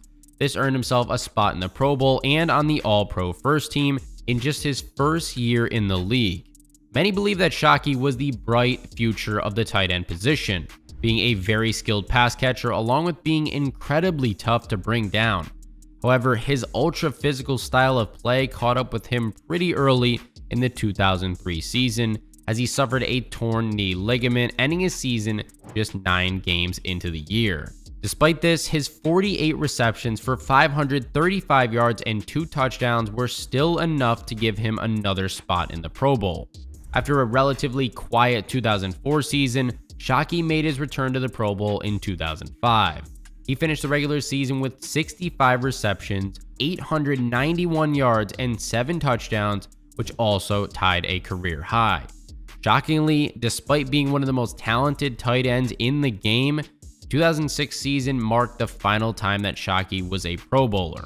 He took a bit of a step back yardage-wise, but his receptions still held up, finishing that year with 66 catches for 623 yards and 7 touchdowns. After just 1 more year with the New York Giants, which ended with another broken leg for him, Shockey was on the move after being forced to watch his team win a Super Bowl without him. He was dealt to the New Orleans Saints, and Shockey had the pleasure of playing with another Hall of Fame caliber quarterback, Drew Brees. It didn't take him long to carve out a role for himself in New Orleans' offense either, and while the first Super Bowl win of his career came while he was sidelined, he got the chance to be a part of winning the biggest game of the year in the 2009 season when the Saints took on the Colts. Shockey was held in check in this one, catching just 3 passes for 13 yards, but he did find the end zone in New Orleans' 31-17 win. He spent just 1 more year with the Saints before playing out the final season of his career with the Panthers. There are 2 major factors here that have played into Shockey being lost to history. The first being the devastating injuries that kept him from continuing to perform as one of the top tight ends that the league had to offer. Alongside with this, the tight ends that were emerging as Shockey struggled through his injuries led to him losing the limelight.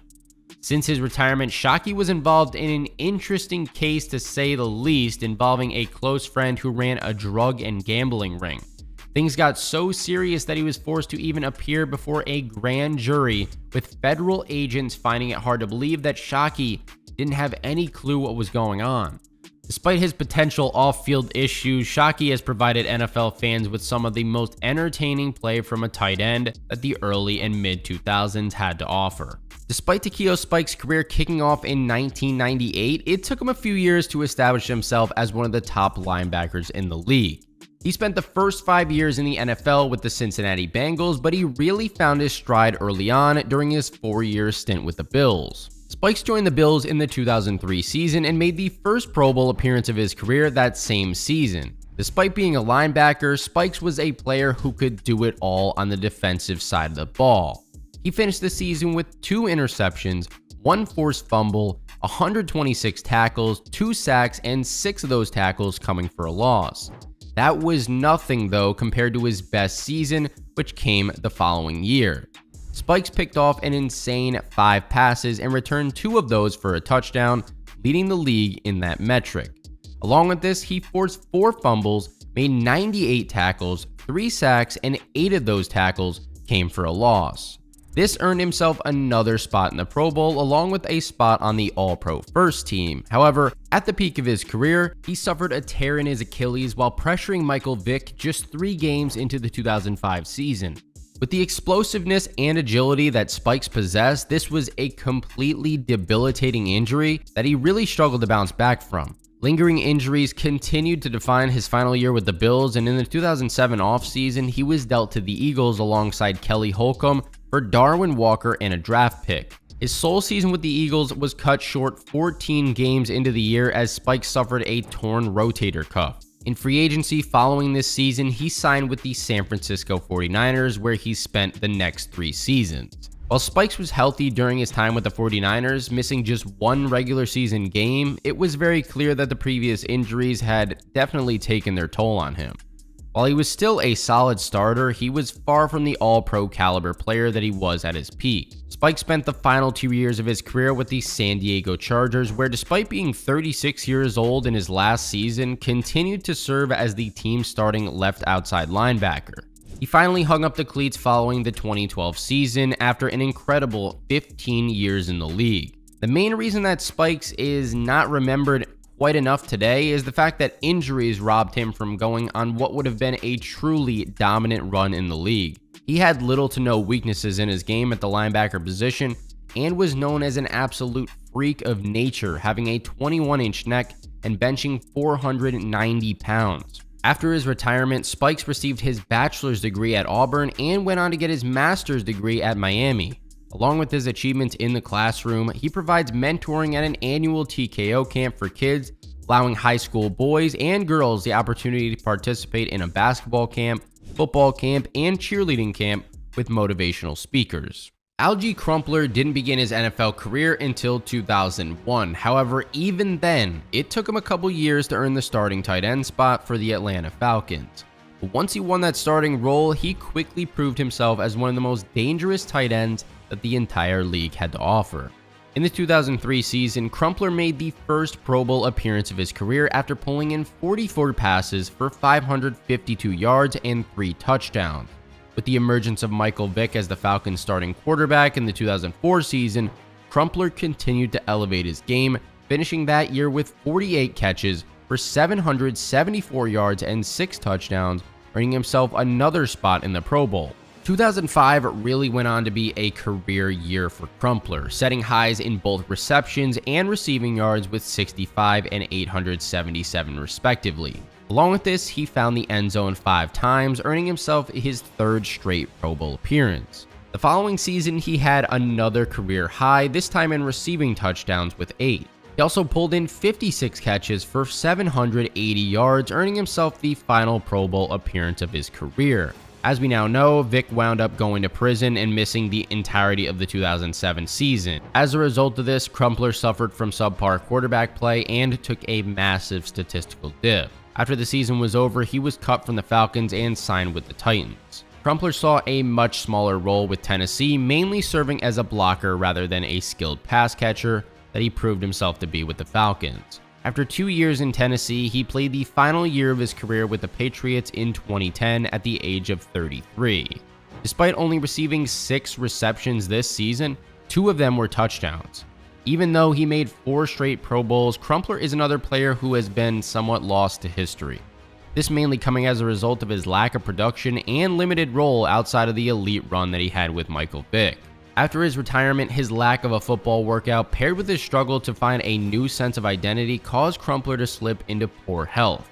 On top of gaining weight rapidly, he also became arthritic and pre-diabetic with elevated blood pressure and chronic pain in his back and knees. Along with this, he greatly struggled with his mental health, feeling that he was no longer the high achiever that he once was. While we've heard similar stories from other athletes that ended up much worse, Crumpler chose to document his 4-year health journey and is now back on track, in great shape and living his best life with his family. While he didn't join the NFL until 2001, Richard Seymour made an immediate impact for the Patriots. It didn't take him long to take over as the starting right end, starting in 10 out of the 13 games that he played in. While he had a relatively quiet regular season, he was a key piece of the team's elite defense in their postseason run to the Super Bowl against the St. Louis Rams. Despite being a rookie playing on the biggest stage of them all in the Super Bowl, Seymour finished that contest with a sack, 3 tackles, and 2 of those tackles coming for a loss. This wound up being a game in which every single play mattered, with New England winning the game with a last-second field goal by a final score of 20-17. With a Super Bowl ring already under his belt after only 1 year in the league, Seymour entered the 2002 season ready to prove himself once again as one of the best edge defenders in the league. He finished the year with an interception, 5.5 sacks, 56 tackles, 12 of those tackles coming for a loss, and earned himself the first Pro Bowl appearance of his career. In 2003, Seymour found another gear after he was shifted to the defensive tackle position. Not only did he deflect 10 passes, but he also forced a fumble, recorded 8 sacks, made 56 tackles. 9 of those tackles came for a loss. This earned himself another trip to the Pro Bowl, a spot on the All-Pro first team, and he even finished in second place in the Defensive Player of the Year voting. His success this year didn't end in the regular season either. Once again, the Patriots made it all the way to the Super Bowl, this time taking on the Panthers. Seymour finished that contest with 1 pass deflection, 2 tackles, and a fumble recovery. This fumble recovery ended up having a huge impact on this game, as once again New England won by just 3 points on a last-second made field goal. Despite his success at the defensive tackle position, Seymour was moved back once again to the defensive end position in 2004. Even with this change, he was still playing at an elite level, recording 1 forced fumble, 5 sacks, 40 tackles, and 5 tackles for a loss, earning himself another Pro Bowl appearance and an All-Pro First Team nod. For the second year in a row, the Patriots made it all the way to the Super Bowl, this time taking on the Eagles. Seymour was relatively quiet in this game, recording just 1 sack, but New England came out on top by a final score of 24-21, making Seymour a 3-time champion at only the age of 25. In the 2005 season, despite missing a 4-game stretch due to injury, he still recorded 4 pass deflections, forced 1 fumble, had 4 sacks, 47 tackles, which helped him make the All-Pro First Team and make the Pro Bowl for his 3rd straight season. Despite taking a slight step back the following season by his standards, Seymour still made another Pro Bowl and the All-Pro Second Team in the 2006 season. To make all these accomplishments even crazier, in the 2007 season, Seymour finally underwent surgery to repair an injury that he suffered 2 years prior. Despite this, he was able to suit up for the second half of the year and play in the Patriots' Super Bowl appearance against the Giants. While New England ultimately fell short of their perfect season, Seymour still recorded 7 tackles in that game. The 2008 season marked his final year with New England before he was traded to the Raiders for a first-round draft pick. It was very clear that he did not want to be traded and refused to even report to the Raiders following the trade. However, once he did, it took a while for Seymour to find his stride in his first season with Oakland. In 2012, he made a return to the Pro Bowl after a 3-year hiatus. He finished the season with 2 pass deflections, 1 forced fumble, 4 sacks, 47 tackles, and 8 tackles for a loss. Despite being 32 years old in the 2011 season, Seymour was still one of the most talented players at his position, deflecting 3 passes, 6 sacks, 29 tackles, and 5 tackles for a loss. This earned himself the final Pro Bowl and All-Pro second-team appearance of his career. His final year in the league came the following year after the Raiders voided his contract and he went on to be unsigned. Despite being a 3-time champion and a Hall of Famer, Seymour has already begun to be lost to history a bit. Similar to Ty Law, this comes mainly as a result of being a part of the beginning of the New England Patriots dynasty. While the defensive unit was a massive part of the team's first 3 titles, Tom Brady being at the helm leads to many other impactful players being overshadowed at the end of the day. Since his retirement, Seymour began playing professional poker, even participating in the 2019 and 2023 World Series of Poker main events. Jonathan Vilma didn't kick off his NFL career until 2004 with the Jets. However, he quickly established himself as one of the league's top middle linebackers. In his rookie season, he showed signs of greatness early on, earning himself the Defensive Rookie of the Year award. But even with this elite start to his career, nobody could see what Vilma had coming in the 2005 season. In that year, Vilma recorded 1 interception, forced 4 fumbles, and led the league in both combined tackles and solo tackles, with 173 and 128 respectively. This earned himself the first Pro Bowl appearance of his career. After taking a major step back statistically in 2006, Vilma suffered a devastating knee injury in the New York Jets' Week 7 matchup against the Cincinnati Bengals in 2007. This marked Vilma's final game with the Jets before he was dealt to the Saints for a 4th-round pick and a conditional pick that turned into a 3rd-rounder. While it took him a year to fully recover and look like his old self following this knee injury, Vilma had a return to form in the 2009 season. He finished that year with 3 interceptions, 2 sacks, 110 tackles, and 10 tackles coming for a loss, earning himself a spot in the Pro Bowl after a 3-season drought. Along with this, Vilma played a huge role in the Saints' run to the Super Bowl, where they took on the Colts. He finished this contest with 5 tackles, a forced fumble, and a fumble recovery in a game in which New Orleans' defense stepped up in a huge way, holding the Colts to just 17 points. The Saints took this game handedly by a final score of 31-17. He followed this up with the final Pro Bowl season of his career, where he recorded an interception, 3 forced fumbles, 4 sacks, 105 tackles, and 6 of those coming for a loss. It's very important to note that one of the things that made Vilma stand out amongst the other middle linebackers in the league was his big hitting ability paired with his absence of fear when it came to making questionable hits. These dirty hits made a lot more sense in 2012 when the Bountygate scandal came to light. The NFL alleged that the Saints defensive coordinator at the time, Greg Williams, ran an incentive program that paid his defensive players extra money if they injured opposing players. The more important the player, the higher the bounty was that was placed on their head. The league alleged that Vilma aided Williams in starting up this program during their Super Bowl winning season, and he was suspended indefinitely. Following this scandal becoming the top story in all of football, Vilma didn't last too much longer in the league, retiring after just playing 1 game in the 2013 season. While Vilma was an elite talent in his prime, his inconsistency due to the knee injury in 2007 kept him from going down as one of the truly great middle linebackers of the 2000s. However, it is a little bit odd that his name isn't brought up more often when talking about his involvement in the Bountygate. Since his retirement, he spent time being a guest analyst on Bleacher Report and was inducted into the Saints Hall of Fame in 2017. Jake Delhomme had a very improbable road to earning a starting spot in the NFL, let alone becoming a Pro Bowler. He began his career as an undrafted free agent out of Louisiana, and after starting 2 games in the 1999 season, he spent 2 entire years on the Saints practice squad before getting to play in 4 games for the team in the 2002 season.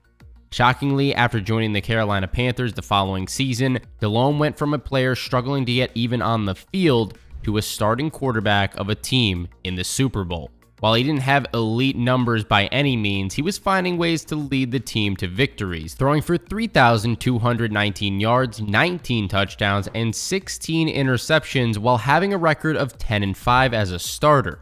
Carolina caught fire in the postseason, making it all the way to the Super Bowl where they took on the Patriots.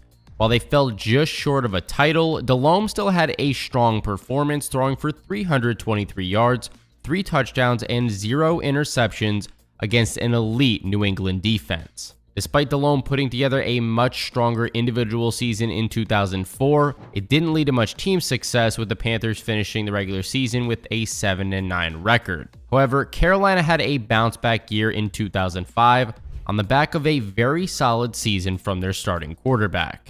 Delhomme finished the year throwing for 3,421 yards, 24 touchdowns, and 16 interceptions, earning the first and only Pro Bowl appearance of his entire career. While the Panthers finished the season with an 11-5 record, they were beaten in the NFC Championship game by the Seahawks. In the 2006 season, Delhomme became the first Panthers quarterback in team history to start in 3 consecutive seasons at the time.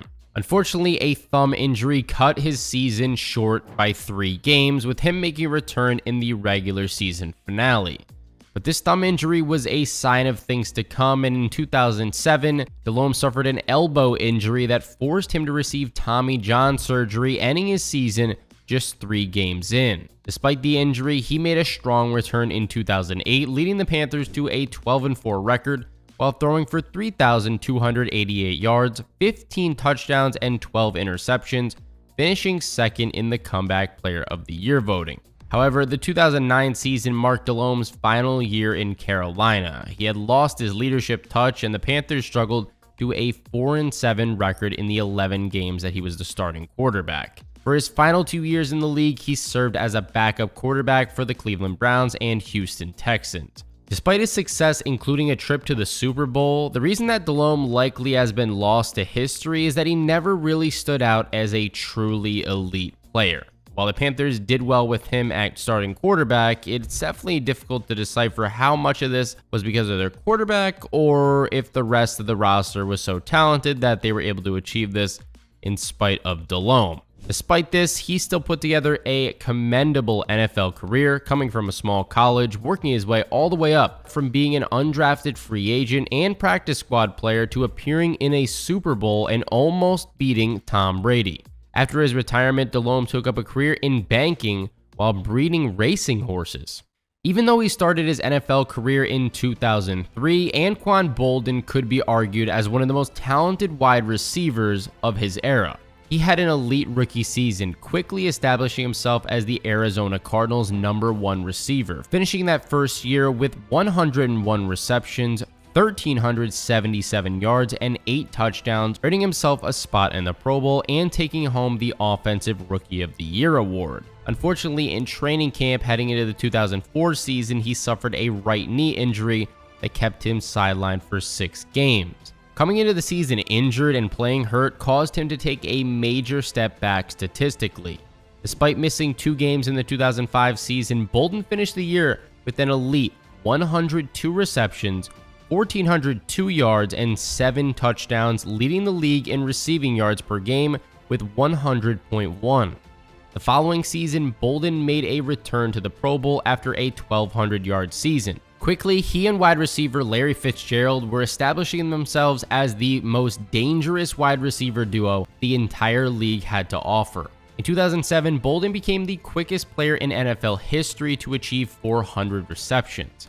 The following season, he had 89 receptions for 1,038 yards and 11 touchdowns despite only playing in 12 games. After back-to-back divisional and AFC championship round exits, Boldin got another chance at a Super Bowl in the 2012 season. In the Super Bowl, they took on a very talented Steelers team and lost in heartbreaking fashion in what was a thriller of a game.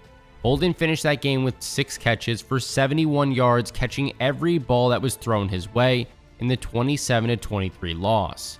Even though he had a strong 84 reception, 1,024-yard, 4-touchdown season in 2009, it was clear that Boldin was ready to prove himself as a #1 receiver.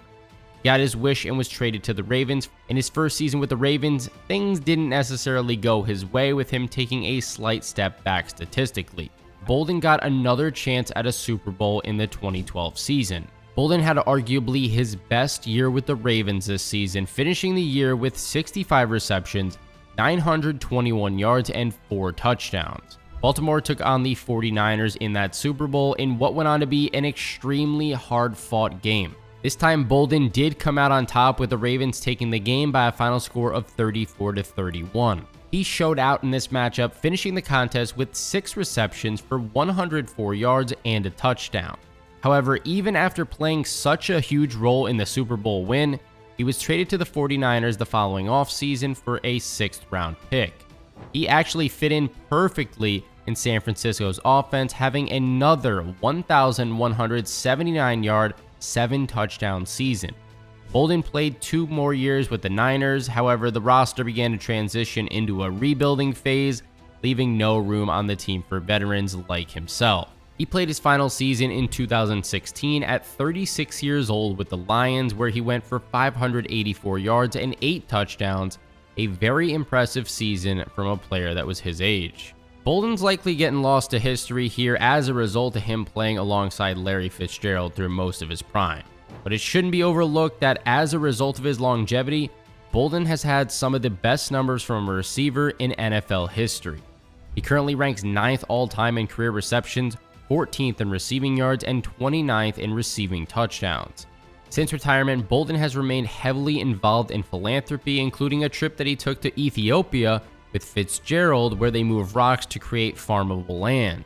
Joseph Adai began his NFL career in the 2006 season. While he struggled to break into the starting lineup throughout the regular season, he served as a backup in all 16 games, but once the playoffs came around, he took over that starting spot. Despite his reduced carry count, Adai still finished the season with 1,000 yards.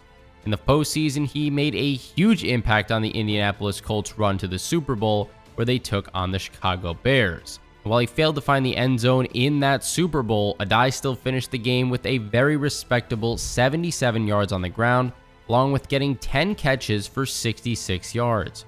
The Colts came out on top by a final score of 29-17, making Adai a Super Bowl champion in just his rookie year. Following year, he took over as the team's full-time starter in all 15 regular season games that he played in. In week number 9 against the Patriots, he became the first player in Colts history to go for 100 yards on the ground and 100 yards through the air in the same game. Adai finished the year with 1,072 yards and 12 touchdowns on the ground, along with 364 yards and 3 touchdowns as a pass catcher, earning himself the first and only Pro Bowl appearance of his career. Things went downhill very quickly for Adai, sadly, following the 2007 season, seemingly out of nowhere.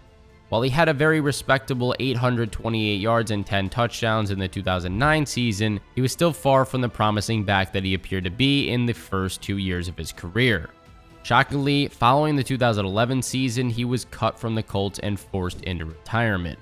Despite his achievements, Adai is getting lost to history here as a result of his very short run as an elite player. With the pure amount of generation-defining running backs who were dominating the position during this era, it kind of makes sense why almost nobody outside of Colts fans are remembering Adai. Since his retirement from the league, he's raised a family in Houston, Texas, with his wife Keon, having 3 kids. After being a 7th-round pick, TJ Houshmandzadeh had a steep uphill battle in front of him to even remain on an NFL roster, let alone turning into a Pro Bowl caliber player. While it took him some time to carve out a spot for himself in the Bengals starting offense, only accumulating around 700 receiving yards throughout his first 2 years in the league, things got much worse for Houshmandzadeh before they got better. In the 2003 season, he was only able to play in 2 games after suffering a serious injury to his hamstring, kept him sidelined for the remainder of the season. However, once he made his return to action, he appeared to be a whole new player. In the 2004 and 2005 seasons, he came just short of 1,000-yard years, finishing 2004 with 978 yards and 2005 with 956 yards. But he finally broke that 1,000-yard mark in 2006, finishing the year with 90 receptions for 1,081 yards and 9 touchdowns. Despite being 30 years old in the 2007 season, Houshmandzadeh had arguably the best year of his entire career. He led the league in receptions with 112. Along with this, he also set a career high in both receiving yards and receiving touchdowns with 1,143 and 12 respectively. This earned himself the first and only Pro Bowl appearance of his career. To make these achievements even more impressive, Houshmandzadeh pulled all this off while sharing the field with borderline Hall of Famer Chad Johnson.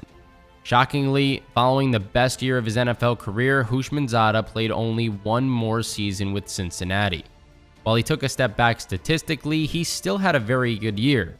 However, the two sides parted ways, with the veteran receiver signing with the Seahawks. After another 900-yard receiving season, Houshmandzadeh was cut from the Seahawks and on the move once again, this time to the Ravens. He played his final season in 2011 at the age of 34 as a member of the Oakland Raiders.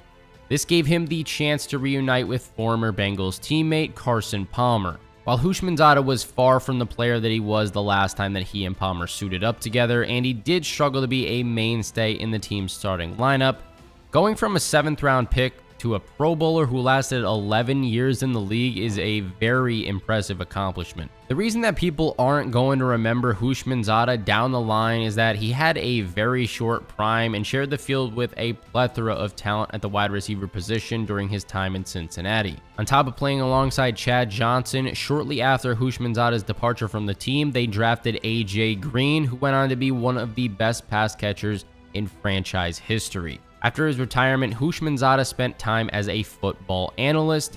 Interestingly, he found himself in the headlines in 2023 after he was forced to file for a restraining order after he was stalked by a woman who went as far as legally changing her last name to Houshmandzadeh. Willis McGahee got his NFL career off to a shaky start. In his senior season at Miami, he was poised to be a top 5 draft pick. However, a serious knee injury not only forced him to slide to the end of the first round, but it also led to him missing the entirety of what would have been his rookie season. Once he made a return to action in 2004, he proved why he was looked at as one of the top talents in his draft class, finishing that year with 1,128 yards and 13 touchdowns on the ground. He continued to build off this success the following season, finishing the year with nearly 1,250 yards on the ground. However, after taking a step back statistically in the 2006 season, he was on the move, being traded to the Ravens. McGahee fit right in with the Ravens' run-heavy offense and made the first Pro Bowl of his career in his first season with the team, picking up 1,207 yards and 7 touchdowns on the ground. With the emergence of a young Ray Rice, McGahee saw his role begin to be reduced more and more every year until he was nearly a full-time backup in his final season with the Ravens. He was given the keys to the Denver Broncos backfield though after signing with the team in the 2011 offseason. He didn't let this opportunity go to waste, and despite being 30 years old, had to return to form, rushing for 1,199 yards and 4 touchdowns, earning the second and final Pro Bowl appearance of his career. He was on pace for yet another strong year in 2012, but in week number 11, his year was cut short due to a torn MCL and a compression fracture in his right knee. Suffering such a serious knee injury at the age of 31 was more or less a death sentence to McGahee's career. While he played one more year with the Browns, he was far from the player that he was even the previous year in Denver. It was clear that many knee injuries he suffered throughout his playing career had finally caught up to him, and he did retire following the 2013 season. Despite his immense talent and potential, McGahee didn't really get a fair shake when it came to his time in the NFL. His career started off trying to fight back from what could have been a career-altering injury.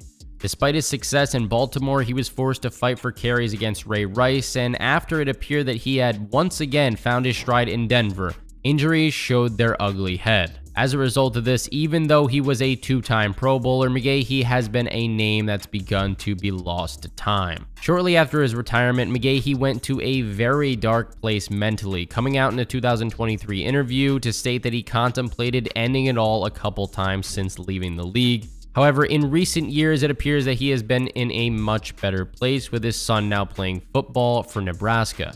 Rounding out this list today is Fred Taylor. While he did begin his NFL career in the 1998 season, he had a very solid rookie season, rushing for 1,223 yards and 14 touchdowns. But despite his very promising rookie year, there were definitely a few speed bumps that he had to overcome early on in his career before eventually making a Pro Bowl. This mainly came as a result of frequent injuries. From the 1999 to 2001 seasons, he was only able to play in 25 out of the 48 games that his Jaguars played in over this stretch. In the 2001 season, his year was cut short after just 2 games after suffering a groin injury.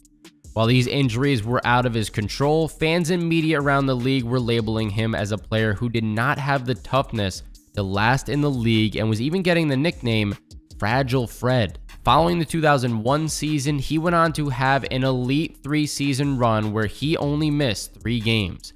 Over this stretch of time, he rushed for 4,110 yards, 16 touchdowns, while pulling in 133 passes for 1,123 yards and 2 touchdowns. But all this momentum came to an end in 2005 when he took a massive step back statistically. Taylor didn't allow this letdown of a year rattle him though, and the following season he had another 1,100-yard year. Arguably the best year of Taylor's career came in 2007 when he rushed for 1,200 yards and 5 touchdowns at 31 years old, leading to him making the first Pro Bowl appearance of his career along with the spot on the All-Pro second team. However, due to his age and various injuries that Taylor suffered through during his extensive career, he was unable to come close to his 2007 numbers throughout the remainder of his time in the league. His final year in Jacksonville came in the 2008 season, and he spent the last 2 years in the league as a backup for the Patriots.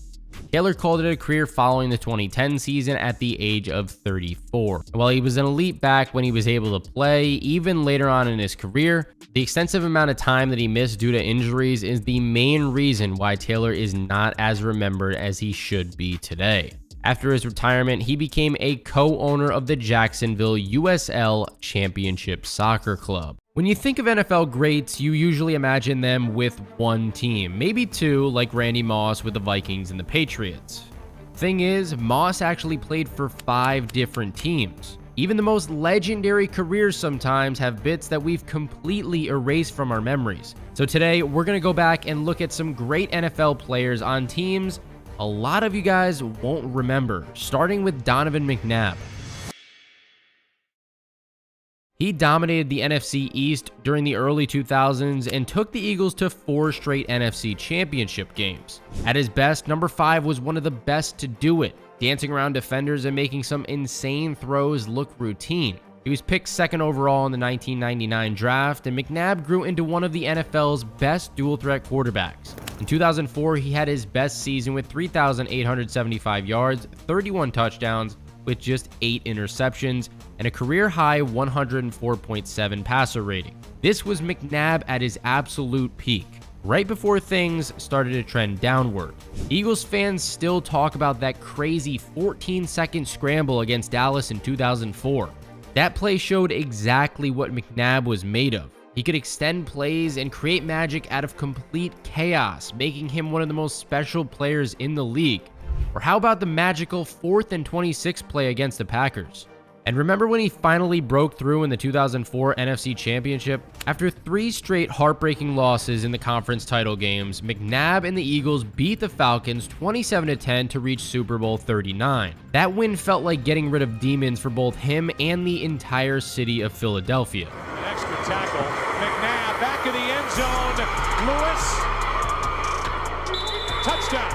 The guy was tough as nails too. In 2003, he played most of the season with a deep bone bruise on his throwing hand, still didn't miss a game. He had some of the worst receivers in the league that year too. They didn't catch a single touchdown in the first 2 months of the season. Most fans know McNabb got traded to Washington for the 2010 season when the Eagles decided to go with Kevin Kolb and then Michael Vick, but McNabb actually ended his career in Minnesota. Yeah, his final NFL season was in purple, playing just 6 games for the Vikings in 2011, throwing for 1,026 yards and 4 touchdowns before finally calling it quits. It's crazy how quickly people forget about that last chapter, isn't it?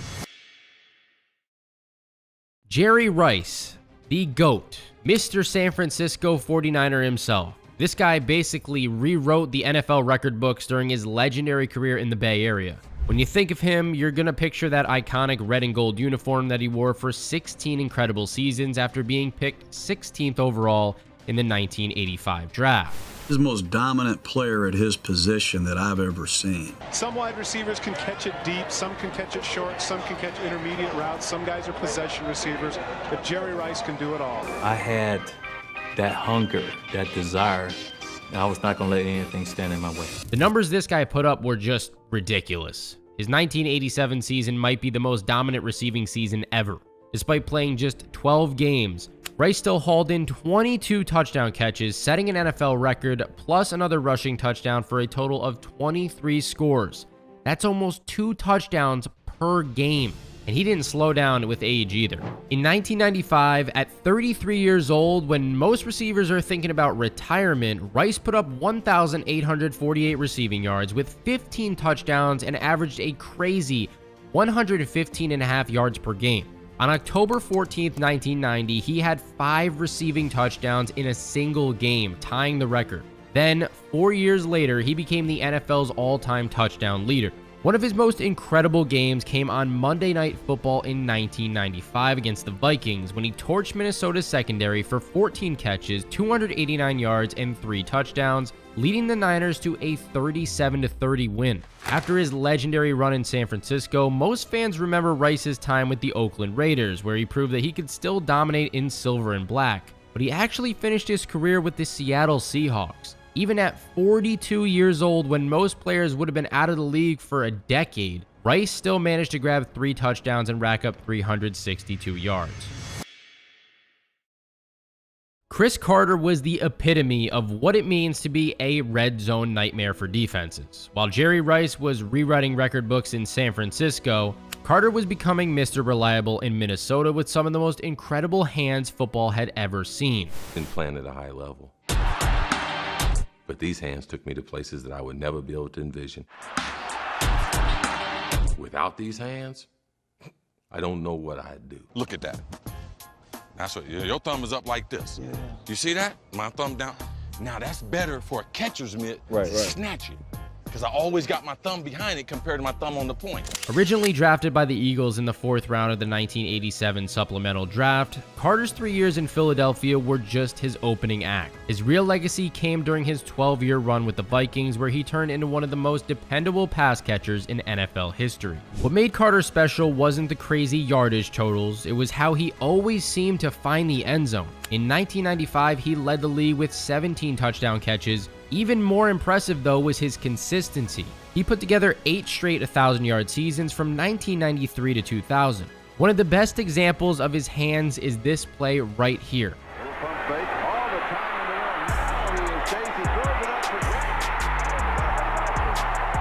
Warren Moon threw a floater that was falling short. Carter somehow jumps over the DB's head and snatches the ball for a touchdown. He mossed him before that phrase was even around. He also put together back-to-back seasons with 122 catches in 1994 and 1995, which back then was really impressive. For most NFL fans, Carter's career is all about that purple Vikings jersey. Steps and throws this one to the corner. Cris Carter, touchdown! But what about the Dolphins? Because Cris Carter actually finished his career in Miami. Yeah, I've forgotten about that too until making this video. He only started 1 game and played in a total of 5, but he still managed 8 catches for 66 yards and, of course, 1 last touchdown. Just when you thought his career was over, he snuck in one last chapter that everybody seems to forget about.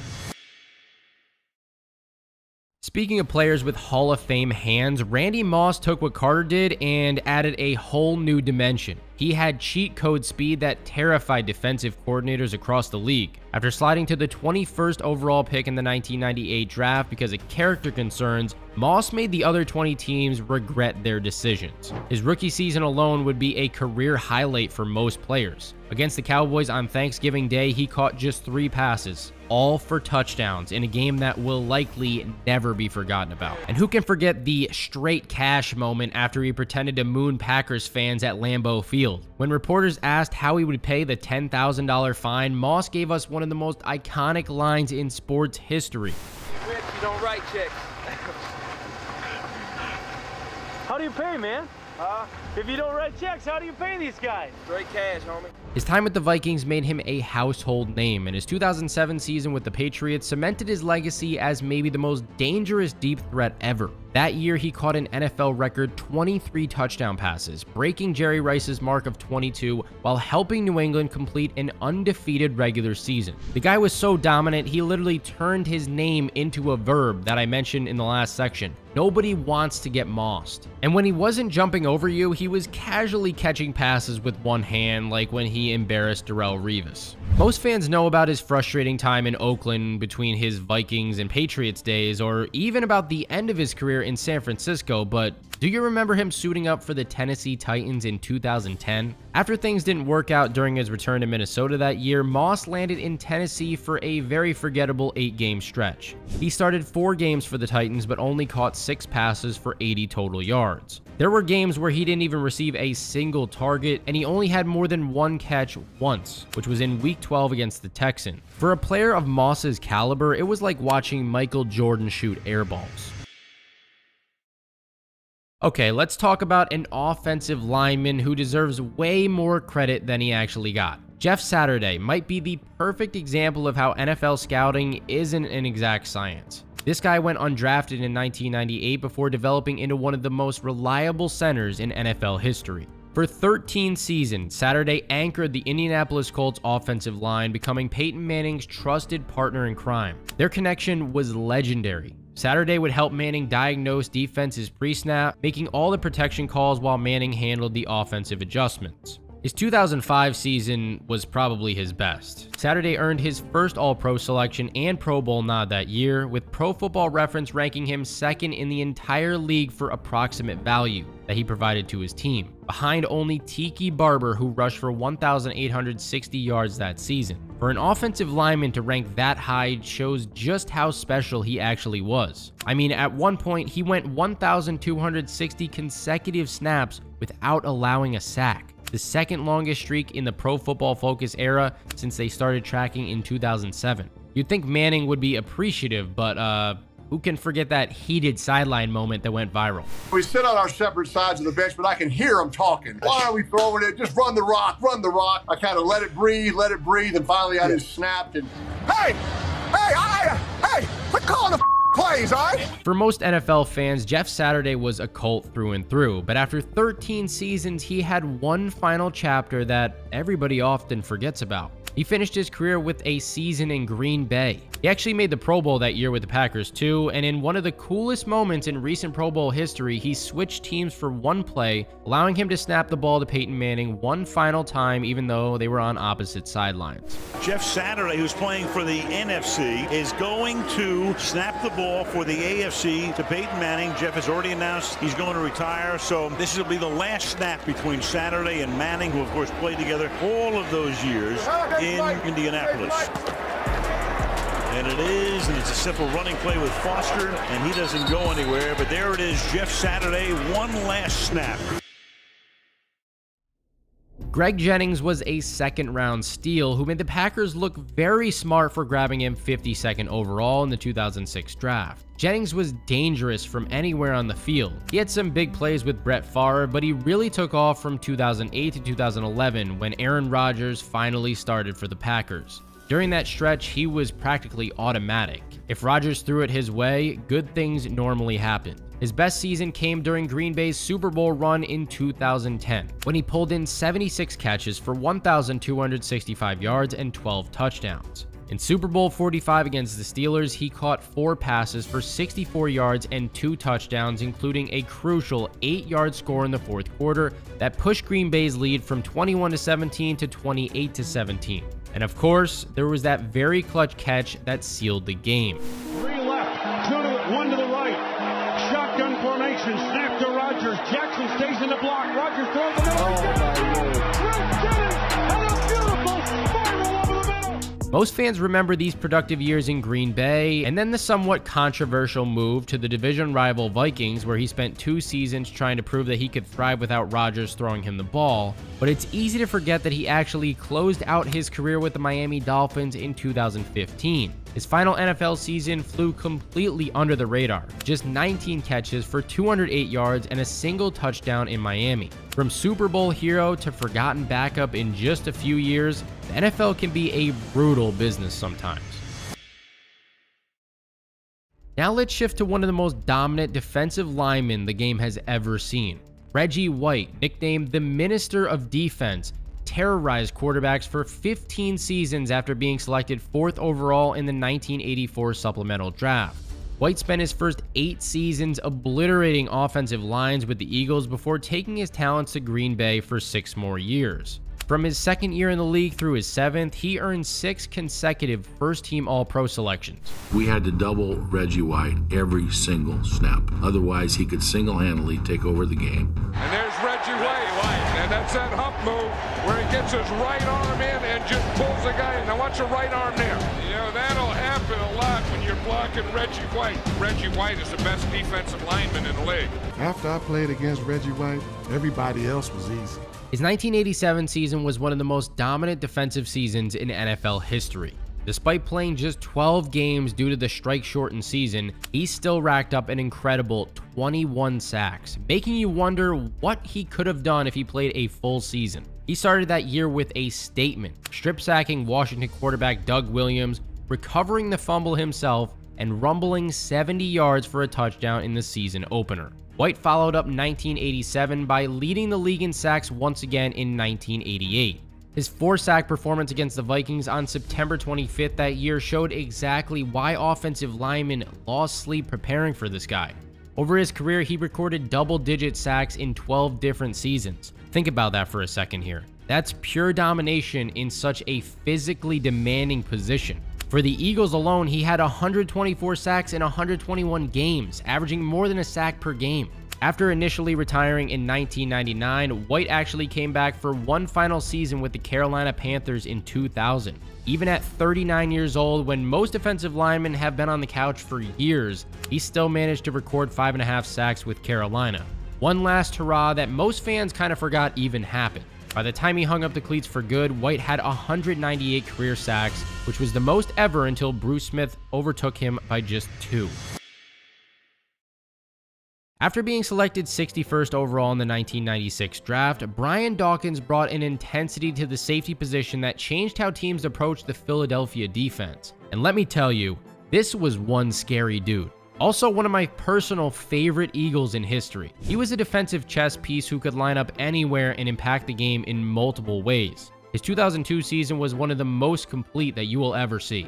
He finished 3rd in Defensive Player of the Year voting while racking up 2 interceptions, 5 forced fumbles, 3 sacks, and 95 combined tackles. That year, he also came up huge in the divisional round of the playoffs with an interception in Philadelphia's 20-6 win over the Falcons.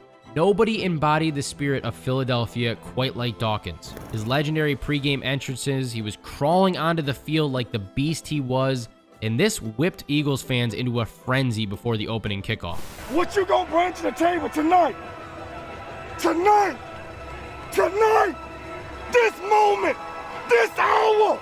It ain't no doggone tomorrow, fellas! On September 29th, 2002, Dawkins put together what might be the most versatile single-game performance by a defensive back in NFL history. Intercepting a pass, recording a sack, recovering a fumble, and catching a touchdown pass, all in the same game. The Eagles cruised to a 35-17 win, but the story was all about Dawkins. He also played a huge role in the Eagles' 2004 Super Bowl run, bottling up Michael Vick in the NFC Championship game. For 13 seasons, Dawkins was the heart and soul of the Eagles' defense, earning 4 first-team All-Pro selections and establishing himself as one of the greatest safeties in NFL history. But he actually finished his career with 3 seasons in Denver. Even then, over the age of 35, he was still an impactful player for the Broncos, making the Pro Bowl 2 more times. If you were to ask me about B-Dawk though, the first thing that comes to mind is 100% Philly.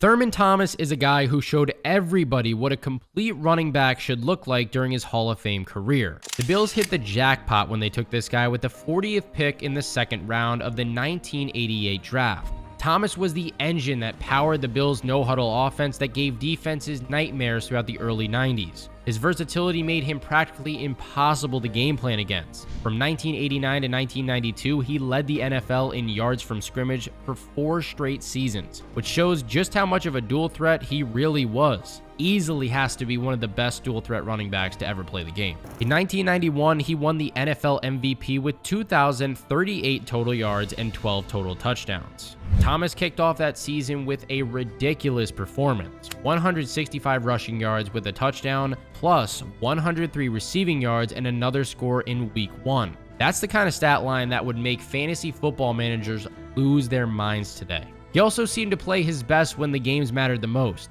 During the 1990 playoff run, he rushed for over 100 yards in every single postseason game, including Super Bowl 25, where he tore up the Giants for 135 yards on just 15 carries and added on a 31-yard touchdown run early in the fourth quarter. He also caught 5 passes for 55 yards in the loss. Another standout game came in Week 3 of the 1990 season against the Jets when he ran for 214 yards in their 30-7 win. By the time he retired, Thomas racked up 12,074 rushing yards and another 4,458 receiving yards, numbers that put him amongst the all-time greats. And of course, he was a key piece in Buffalo's incredible run to 4 straight Super Bowls. As many of you know, though, especially Bills fans, they unfortunately didn't win any of them. For most NFL fans, seeing Thomas in any other jersey than Buffalo just doesn't feel right. But after 12 seasons with the Bills, Thomas actually spent his final NFL season with their division rival Miami Dolphins in 2000.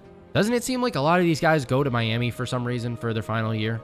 Anyways, at 34 years old, he barely saw the field, playing in just 9 games with only 28 carries for 136 yards and 16 catches for 117 yards and a touchdown before finally calling it a career. Talk about a forgettable final chapter that most NFL fans have completely erased from their memory. This video just goes to show you that NFL careers don't always follow that storybook script that we expect. What is your definition of a one-game wonder? Is it a player who scores 4 times in a single game, then never sees the field again? Or is it a consistent player who has one single breakout game? Today, we're looking at my comment section's favorite one-game wonders to find out if these players really are, or are you guys just dragging their names through the mud?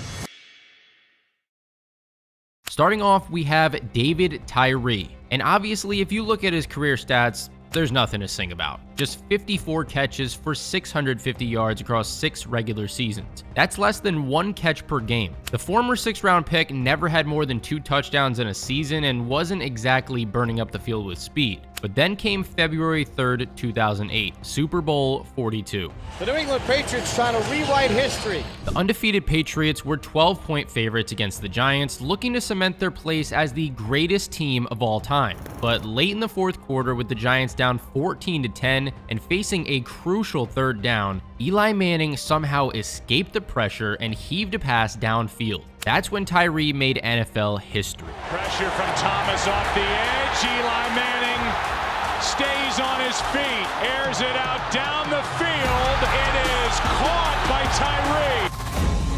Tyree makes the catch. What a play by Manning. Somehow Tyree held on during that fall, completing the miraculous helmet catch that kept the game-winning drive alive. The Giants scored shortly after, winning 17-14 in one of the biggest upsets in Super Bowl history. That one catch wasn't Tyree's only contribution that day either. He also caught a 5-yard touchdown earlier in the fourth quarter. Altogether, he finished with 3 catches for 43 yards in the most important game of his life. That catch won the 2008 ESPY for Play of the Year. But what makes Tyree's case for a one-game wonder even stronger? Well, his miracle play against the Patriots was the last reception of his entire NFL career. But there are a few arguments against the one-game wonder label, if you really want to make them. I mean, Tyree did make the Pro Bowl in 2005, though it was for his special teams work as a tackler, not as a receiver. His rookie season saw him rack up 211 yards, and he had his best all-around receiving year in 2006 with 197 yards and 2 touchdowns, but that's hardly setting the world on fire.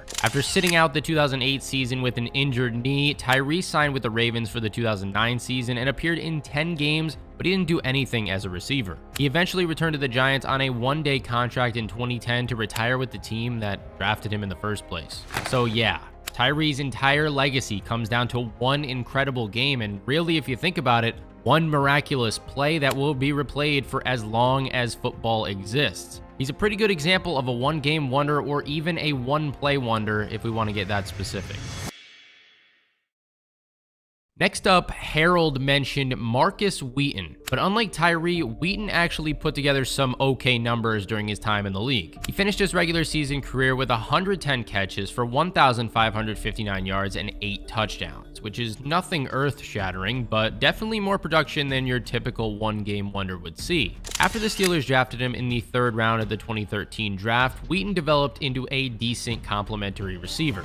His 2014 season was pretty good with 644 yards and 2 touchdowns, including a strong season opener where he caught 6 passes for 97 yards. He then followed that up in 2015 by posting 749 yards and 5 more touchdowns. The game that really stands out in everybody's memory, though, came in Week 12 of the 2015 season against the Seahawks. Wheaton absolutely exploded for 9 catches, 201 yards, and a 69-yard deep touchdown from Ben Roethlisberger.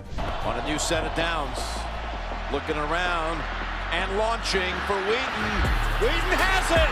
And he breaks away for the touchdown. Even though the Steelers lost that game 39-30, Wheaton averaged 22.3 yards per catch and looked like a potential star in the making. He actually maintained a decent level of production for the rest of that season too, going for over 50 yards receiving in all but one of the games. That year, he also had 5 total games where he had 50+ yards and a touchdown catch. So the Seattle game wasn't exactly a fluke. Unfortunately, his career took a nosedive after that. In 2016, injuries limited him to just 4 catches for 51 yards and a touchdown for the entire year. He tried to revive his career with the Bears in 2017, but managed only 3 catches on 17 targets. He had a brief stop with the Eagles as well in 2018, where he appeared in just 1 game before falling out of the league entirely. So while Wheaton's 201-yard game against Seattle was definitely an outlier compared to the rest of his career, I think he showed a bit too much consistency over 2 seasons to be labeled a true one-game wonder. But what about Daniel Jones? All right, I'm just going to say it straight up. If you think Daniel Jones is a one-game wonder, we really need to be rewatching some football over the last 6 years or so. I get that recency bias is a thing, especially after that embarrassing home touchdown drought, but we're talking about a quarterback who's thrown for over 14,000 yards and 70 touchdowns. Jones has had 2 3,000+ yard passing seasons under his belt and nearly hit that mark a 3rd time with 2,943 yards in 2020. On 3rd down, Jones with a perfect strike. It's David Sills. Jones over the middle. There's the tight end, Daniel Bellinger. And to throw on 1st down, Jones steps up, launches downfield, and Slayton caught. Here's a blitz from Washington. Looking for Slayton, and it is caught. This one isn't really even close to being a one-game wonder. During his rookie season in 2019, Jones had multiple games with 300+ yards passing and 4 total touchdowns. In week number 3 against Tampa Bay, he had 336 yards and 2 touchdowns through the air and added on another 2 with his legs. Daniel Jones on 3rd down, lobs one up. There is a flag, and it is a catch by Sterling Shepard on 4th and 5. Jones steps up, takes off, he's in, touchdown! Detroit in week 8, he put up 322 yards and 4 scores through the air. 1st down, Jones throws, Darius Slayton, nice adjustment, makes the catch, touchdown! 2 weeks later against the Jets, another 308 yards and 4 scores through the air. Jones throws, it's Tate for a Giants touchdown! Giants go for 2. Jones looking for Fowler, he's got it. Then he finished his season off strong with 352 yards and 5 touchdowns against Washington. All day to throw it wide open, Saquon Barkley. Jones to the end zone, and as if on cue, it's Caden Smith. Before adding on another 301 yards in the finale against Philly. In 2022, Jones threw for 3,205 yards with 15 touchdowns and just 5 interceptions, leading the entire NFL with a 1.1% interception rate. That performance, coupled with his wildcard playoff win against the Vikings, earned him the infamous $160 million contract in March of 2023, which everyone now loves to mock. Things obviously fell apart after that big deal. The lowlight was definitely the crazy stretch where he went 672 days without throwing a single touchdown pass at MetLife Stadium, and he's had some really dodgy interceptions. All right, here we go. Give me something. Oh no, oh no, oh no, oh no. Was he a bad quarterback at times? Definitely. One-game wonder though? Not a chance. Maybe a one contract wonder, because it's really looking unlikely that he's going to get another deal anywhere close to $160 million anytime soon, but only time will tell. All right, let's move on to Larry Brown, because he's really on that line where is he a one-game wonder or just a solid player with one legendary performance? Brown spent most of his NFL career with the Dallas Cowboys from 1991 to 1995, winning 3 Super Bowl rings during the Cowboys dynasty. Not too shabby for a 12th round pick, especially considering that in 1996, he only started in 1 game. But here's the thing. Brown did actually have some good moments before his quote-unquote one-game wonder claim to fame. In 1991, he even had a vote for Defensive Rookie of the Year after nabbing 2 interceptions, recovering a fumble, and combining for 68 tackles. His production also increased as his career went on. 4 picks in 1994 and then 6 more in 1995, 2 of which he returned for touchdowns. The guy clearly knew how to play cornerback. He even had some pretty clutch moments in the playoffs, like picking off Brett Favre in the 1995 NFC Championship game or snagging an interception from Frank Reich in Super Bowl 27. But that's nothing compared to what happened in Super Bowl 30 against the Steelers.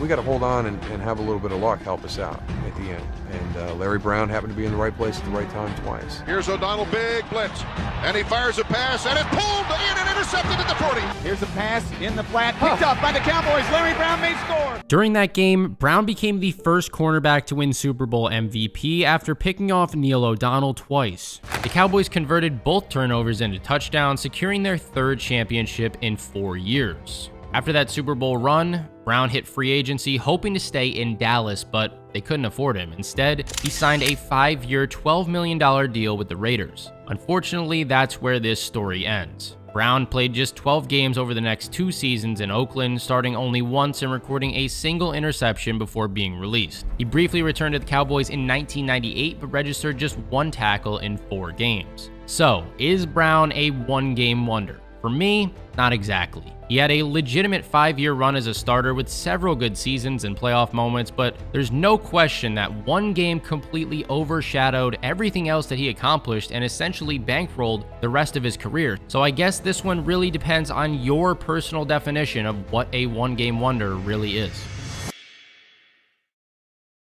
Next up, we have Bryce Brown. Now, this is a guy with a story that's fascinating from the start to the finish. He was once the nation's top-ranked running back for the class of 2009, a 5-star recruit who chose Tennessee and showed immediate flashes. In his first college game, he rushed for 104 yards and finished his freshman season with 460 yards and 3 touchdowns, backing up Montario Hardesty. Then his path took a weird turn. When Tennessee's head coach Lane Kiffin bolted for USC, Brown transferred to Kansas State. Then he sat out the 2010 season due to transfer rules, and then basically just disappeared from college football altogether. An ankle injury limited him to just 3 carries before he left the program entirely. Those NFL dreams of his, they seemed long gone to say the least. But somehow, the Eagles took a 7th round flyer on him in 2012. And for the most of his rookie season, that looked like a wasted pick because they already had LeSean McCoy. Throughout his first 10 games, Brown's best performance was a measly 49 yards. I mean, he finished with single-digit rushing yards 7 different times in that span.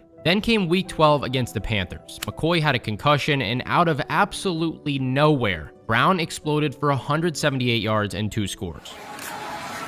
1 year there, Brown on the move to midfield and beyond to the 44-yard line. Then you have your backup quarterback and running back, but Bryce Brown is putting on a show tonight. Here goes Brown. Can they get him? No! What a run! Everybody around the league was shocked, but maybe it was just a fluke, right? Nope. The very next week against the Cowboys, he followed it up with 169 yards and 2 more touchdowns. They've been killed by turnovers this year. There goes Brown, untouched into the end zone. Inside to Brown, and he walks into the end zone again. Then, just as suddenly as he appeared, Brown vanished once again. His next game, 6 yards against Tampa Bay on 12 carries. He finished the season with forgettable performances of 34, 18, and 18 yards again in the final 3 weeks. Brown hung around the league for a few more seasons and had 1 more solid game, 115 yards and a touchdown against the Bears in Week 16 of the 2013 season. His NFL career fizzled out after the 2015 season, and his final touchdown came in a Week 17 blowout of the Cardinals. Since leaving the league, he's transitioned to coaching, first returning to his former high school as an offensive coordinator, then coaching receivers at Butler Community College, before landing a job as a running backs coach at Tennessee Tech in 2022. So is Bryce Brown really a one-game wonder? Well, technically no, since he had 2 consecutive monster games plus that 115-yard performance a year later. Let's call this one a 3-game wonder who gave us a glimpse of the 5-star talent that he once was. Next up, we have R2's Pinner. Now, this is a guy that most NFL fans have completely forgotten about. If you're scratching your head right now, don't worry, that's exactly why he's on this list. Pinner spent 5 completely forgettable seasons in the NFL playing for the Lions, Vikings, and Falcons from 2003 to 2007. To call his career underwhelming would be generous. His best year saw him rush for just 349 yards and 3 touchdowns while averaging 3.3 yards per carry. Most of the time, he was the definition of just a guy in the backfield. But for one magical Sunday in December of 2006, R2's Pinner looked like a Pro Bowler. In Week 14 of that season, playing for the Vikings against his former team, the Detroit Lions, Pinner suddenly exploded for 125 yards and 3 touchdowns on 29 carries. Even more remarkable was how he immediately reverted back to his form afterward. In his next 3 games, 4 yards, then 5 yards, then 7 yards. 0 touchdowns. It's like somebody possessed his body for 1 game and then took off. To be completely fair, Pinner did have a couple of other decent performances in his career. In Week 5 of 2004, he rushed for 68 yards and a touchdown. The following year, in Week 13, he put up 64 yards and another score against the Vikings in a 21-16 loss. But neither of those games came anywhere close to his 125-yard, 3-touchdown explosion. The fact that his breakout game came against his former team really makes for a nice storyline, but it doesn't change the verdict. If we're making a Mount Rushmore of one-game wonders, Pinner probably doesn't make this list, but as far as one-game wonders in general goes, he's definitely in the conversation.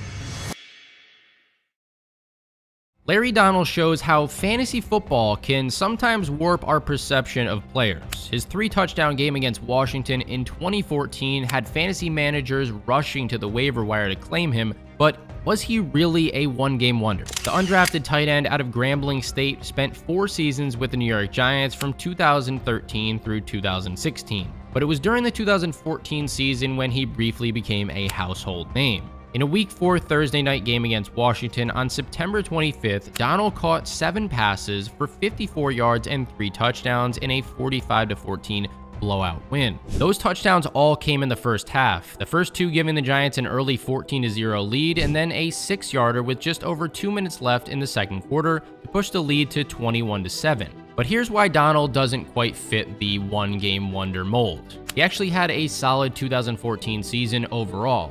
In week number 1 against the Lions, he caught 5 passes for 56 yards and a touchdown. Later in that season, he hauled in 7 catches for 90 yards against Dallas in week number 7 and added on another 54 yards and a touchdown against the 49ers in week 11. For the entire 2014 season, Donnell put up respectable numbers, 623 yards and 6 touchdowns. The real problem was that he never built on that promising season. His production fell off a cliff in 2015 with just 223 yards and 2 touchdowns, and he bottomed out in 2016 with 92 yards and 1 touchdown before his NFL career came to an end. So while that 3-touchdown game against Washington is definitely a career highlight, he was more of a one-season wonder than a one-game wonder. His 3-touchdown game wasn't even yardage-wise his best performance of that season. It was actually his 90 yards against Dallas. He had several other solid games that same year, just not with the same touchdown production that made fantasy owners lose their minds for a bit.